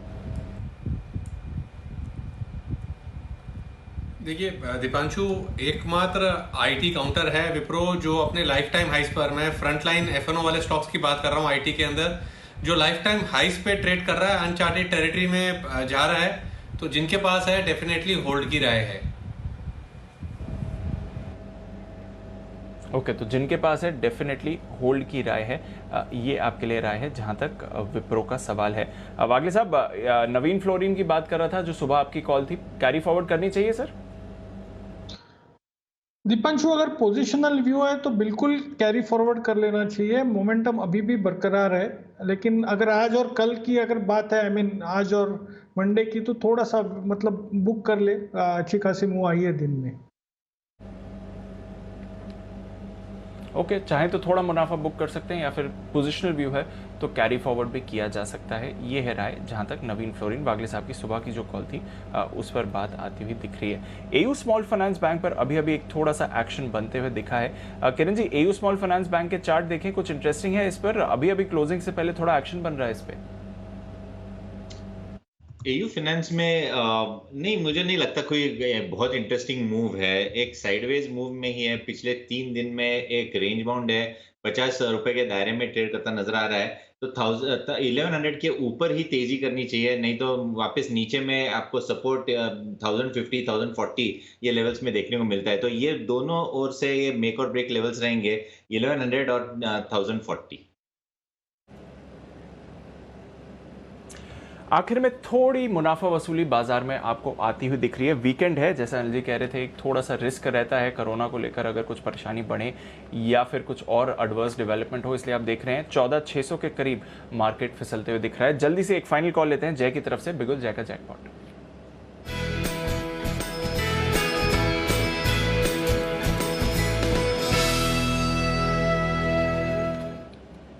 बताएं जय। जी दीपांशु, ये जो एक थोड़ा प्रॉफिट बुकिंग जो एक्सपेक्टेड है मार्केट में, उसमें एक स्टॉक है बंधन बैंक जो मुझे ऐसा वीक लग रहा है। 315 के स्ट्राइक का पुट ऑप्शन आप खरीद सकते हो, जो करीब अभी आपको 9 रुपये 80 पैसे के आसपास ट्रेड होते हुए नजर आ रहा है। तो इसको लेकर चलना चाहिए। मुझे ऐसा लग रहा है कि यहाँ पे आपको थोड़ा और सेलिंग प्रेशर देखने मिल सकता है। ओवरऑल स्ट्रक्चर भी बेकार है और कहीं ना कहीं शॉर्ट्स यहाँ पे है सिस्टम में। तो मुझे ऐसा लग रहा है कि इसमें ऊपर के जो फर्स्ट टारगेट बनेंगे वो 15.5 के रहेंगे दीपांशु, दूसरे टारगेट रहेंगे 20 के, एंड स्टॉप लॉस यहाँ पे आपको प्लेस करना चाहिए 5.5 पे। यहाँ पे मुझे ऐसा लग रहा है कि स्पॉट में लगभग हमें 305 तक के लेवल्स देखने मिलेंगे। ओके, तो ये है आपके लिए बंधन बैंक पर बिकवाली की राय। इस समय पुट के जरिए आप ट्रेड कर सकते हैं। अभी थोड़ी देर पहले विश्वेश जी ने भी यहाँ पर आपको बिकवाली की ही राय दी थी। बंधन बैंक गिरावट के साथ बंद हो रहा है डेज लो पर, और साथ ही बाकी स्टॉक्स भी हैं जहाँ पर आपको गिरावट के ही साथ आपको आते हुए दिख रहा है ट्रेड। थोड़ी बैंक्स में मुनाफा वसूली हुई है, थोड़े IT स्टॉक्स एंड में फिसलते हुए दिखे हैं, और साथ ही मेटल्स पर भी आज आपने गिरावट आते हुए देखी है। ऑल इन ऑल हफ्ता काफ़ी उतार चढ़ाव वाला रहा है। नई वीकली एक्सपायरी की भी शुरुआत आपने एक चौपी लेवल पर ही होते हुए देखिए। बिल्कुल सपाट निफ्टी क्लोज होते हुए दिख रहा है, बट ऑफ कोर्स आज का स्टार्ट था विप्रो 9% की तेजी के साथ, नतीजे दमदार रहे इसके। फार्मा काउंटर्स में अच्छा एक्शन बनते हुए दिखा। सिप्ला, सन फार्मा, कैडिला, डिवीज लैब, इन सभी काउंटर्स पर अच्छी खरीदारी दिखी। सन फार्मा आपको 1.5% ऊपर बंद होते हुए दिख रहा है। हिंडाल्को पर अच्छी तेजी रही, हालांकि टाटा स्टील थोड़े गिरावट के साथ बंद हो रहा है। टाटा मोटर्स पर बढ़िया रिबाउंड आपको आते हुए दिखा। Shree Cement, ACC, Ambuja, UltraTech, इन काउंटर्स पर भी खरीदारी रही। और 2 wheeler stocks Bajaj Auto, Eicher, Hero Moto, यहाँ पर भी आपने अच्छा एक्शन बनते हुए देखा है। पर ICICI बैंक इस पर रहा दबाव, यहाँ से प्रेशर बना। रिलायंस इंडस्ट्रीज इस पर था दबाव। TCS, इन्फोसिस 1% नीचे ये बंद हुए, और HUL से भी पार्टिसिपेशन नहीं मिला। कल नतीजों से पहले HDFC बैंक एकदम फ्लैट क्लोज होते हुए दिखा। तो निफ्टी पर दबाव इन दिग्गजों की वजह से आते हुए दिखा। बाकी स्टॉक्स ने थोड़ा होल्ड अप जरूर करने की कोशिश करी है। वायदा कारोबार से बात करें तो ग्लेनमार्क बढ़िया ब्रेकआउट 6% ऊपर। नवीन फ्लोरिन, PI इंडस्ट्रीज अच्छी तेजी यहाँ पर। कोफोज बढ़िया एक्शन इस काउंटर पर भी नतीजों से पहले। माइंडट्री एकदम सपाट। इंडस टावर्स यहाँ पे मूवमेंट आपको आते हुए दिखा। ग्रैन्यूल्स, अलेम्बिक फार्मा, आरती इंडस्ट्रीज, औरो फार्मा यहाँ पर भी पॉजिटिव एक्शन दिखा। टाटा पावर लंबे समय बाद एक बाउंस बैक। ICICI लोम्बार्ड नतीजों से पहले ये भी काफी एक्टिव रहा। पर दूसरी तरफ गिरावट थी वोडाफोन आइडिया में। Bank of Baroda, JSW Steel, SAIL यहाँ पर थोड़ी मुनाफा वसूली। Bandhan Bank, RBL Bank day's low पर क्लोज होते हुए। M&M Finance, Bajaj Finance, InterGlobe Aviation यहाँ पर भी दबाव बनते हुए दिखा। तो अनिल जी, एंड में थोड़ी मुनाफा वसूली, कोई भारी गिरावट नहीं है सर। वायदा कारोबार का भी टॉप लूजर देखें तो सिर्फ 2% की ही गिरावट है, तो ऐसी कोई भारी गिरावट नहीं हुई। बट हाँ, जो आप थोड़ा कंसोलिडेशन, थोड़ा जो एक डर है बाजार में, वो रिफ्लेक्ट होते हुए दिखा सर आखिरी आधे घंटे में। बिल्कुल, वीकेंड के पहले थोड़ी प्रॉफिट बुकिंग आना लाजमी, और स्पेशली पिछले 2 दिनों में जिस तरह की तेजी हुई है आज भी, तो थोड़ी ऊपरी स्तरों से प्रॉफिट बुकिंग आती हुई दिखी है। रेंज बाउंड मार्केट है, दोनों ही तरफ के ट्रेड होते हुए दिख रहे हैं। 32,000 के आसपास थोड़ा सा नीचे बंद होता हुआ निफ्टी हरे निशान में बंद होने में कामयाब रहा है। सेंसेक्स 28 पॉइंट की तेजी के साथ। निफ्टी भी देखते हैं 14,600 के ऊपर की क्लोजिंग आनी चाहिए। 14,591 देखिए आ गई फाइनल क्लोजिंग 14,617 की, जो कि खराब नहीं है। 14,617 के की क्लोजिंग। 31,977 की बैंक निफ्टी पर क्लोजिंग, 32,000 के बेहद करीब। तो एकदम इंपॉर्टेंट सपोर्ट लेवल के आसपास बंद हुए। अब देखते हैं सोमवार को क्या कुछ होता है। हमारे बाजारों के बंद होने के वक्त डाउ फ्यूचर्स थोड़े हरे निशान में ट्रेड करते हुए दिख रहे थे। एक बार देख लीजिए कि अमेरिका में किस तरह का कारोबार हमारे बाजारों के बंद होने के वक्त उम्मीद हम डाउ फ्यूचर्स से लगा कर बैठे हैं। 60-70 पॉइंट की थोड़ी मजबूती डाउ फ्यूचर्स में नज़र आ रही है। इस वक्त आपके सामने आएंगे डाउ फ्यूचर्स 60-70 पॉइंट की मजबूती के साथ ट्रेड करते हुए। ओके, और बढ़ते आगे और देख लेते हैं कि किस तरह का एक्शन बाजार बंद होने के बाद आज आपको मिलेगा। कमोडिटी बाजार के लिए अगला हफ्ता कैसा रहेगा? सोना, चांदी या फिर कच्चा तेल, कहाँ पैसा बनेगा और क्या खाने के तेल के दाम और बढ़ेंगे?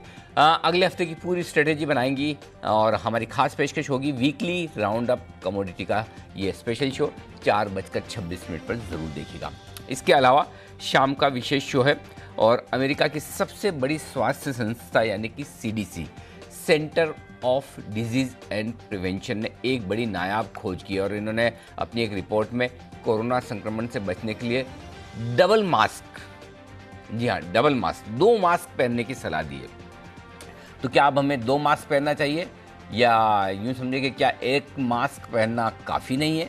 और अगर 2 मास्क पहनने हैं तो वो 2 मास्क कौन से होने चाहिए, कैसे होने चाहिए, यही हम आज जानने की कोशिश करेंगे। उससे पहले जानने की कोशिश करते हैं बंसल जी से। बंसल जी, क्या ये 2 मास्क पहनने का फॉर्मूला इंटरेस्टिंग है? नहीं अनिल जी, बिल्कुल अनिल जी इंटरेस्टिंग है। और अनिल जी मैं तो इसको प्रैक्टिकली मतलब कि प्रैक्टिस कर रहा हूँ काफ़ी टाइम से। जब भी मार्केट जाता हूँ, कुछ खरीदने कहीं जाता हूँ तो 2 मास्क पहन के जाता हूँ। नॉर्मली जैसे कुणाल जी से मिलने जा रहा हूँ तो 1 मास्क में हूँ, बट कहीं अननोन जगह जा रहा हूँ तो डबल मास्क पहनता हूँ अनिल जी। मतलब जहाँ जैसे कुणाल जी से मिलने जा रहे तो एक ही मास्क में था, अगर कभी भगवान ने अगर कुछ हो जाए तो उसकी जिम्मेदारी आप कुणाल जी पे तो आराम से डाल सकते थे, आप ही से मिला था। अच्छा ये बताओ, 2 मास्क जो पहनने होते हैं वो कलर, साइज, क्या क्या मतलब क्या अलग क्या होता है उसमें दोनों मास्क में?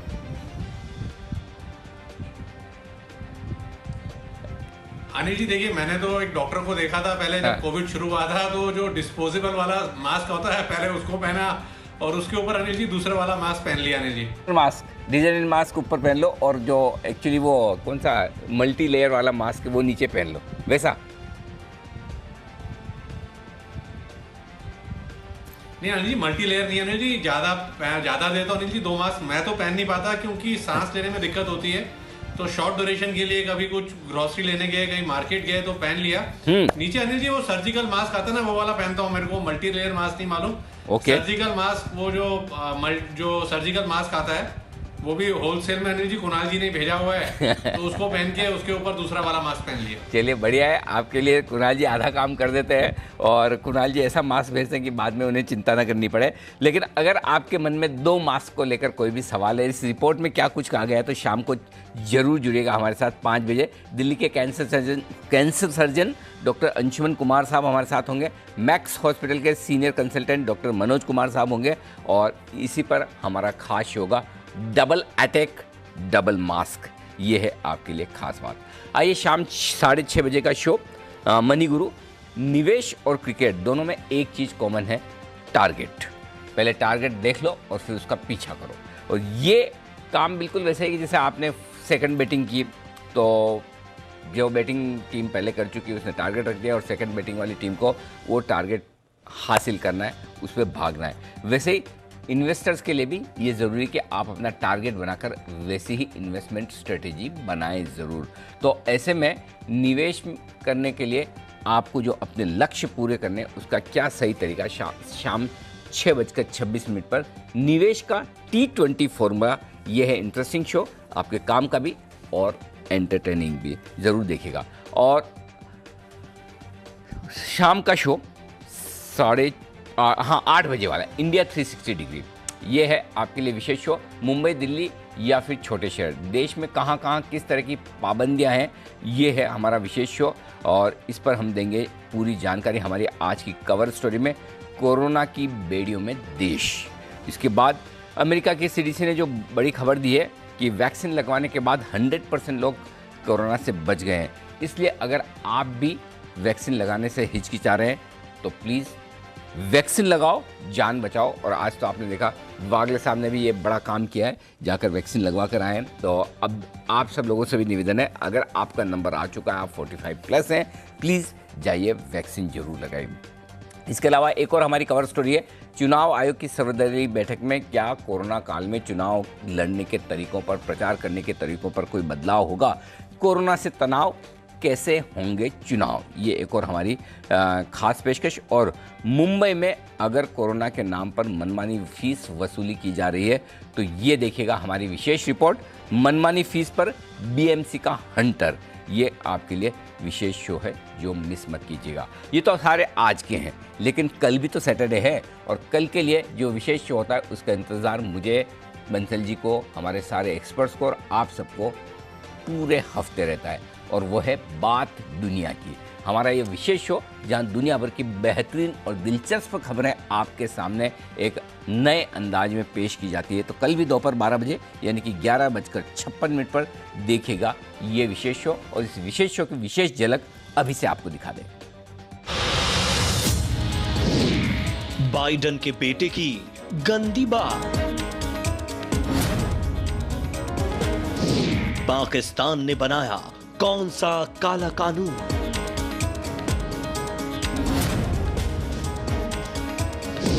वैक्सीन की डींगे हाँकने वाला चीन बेनकाब,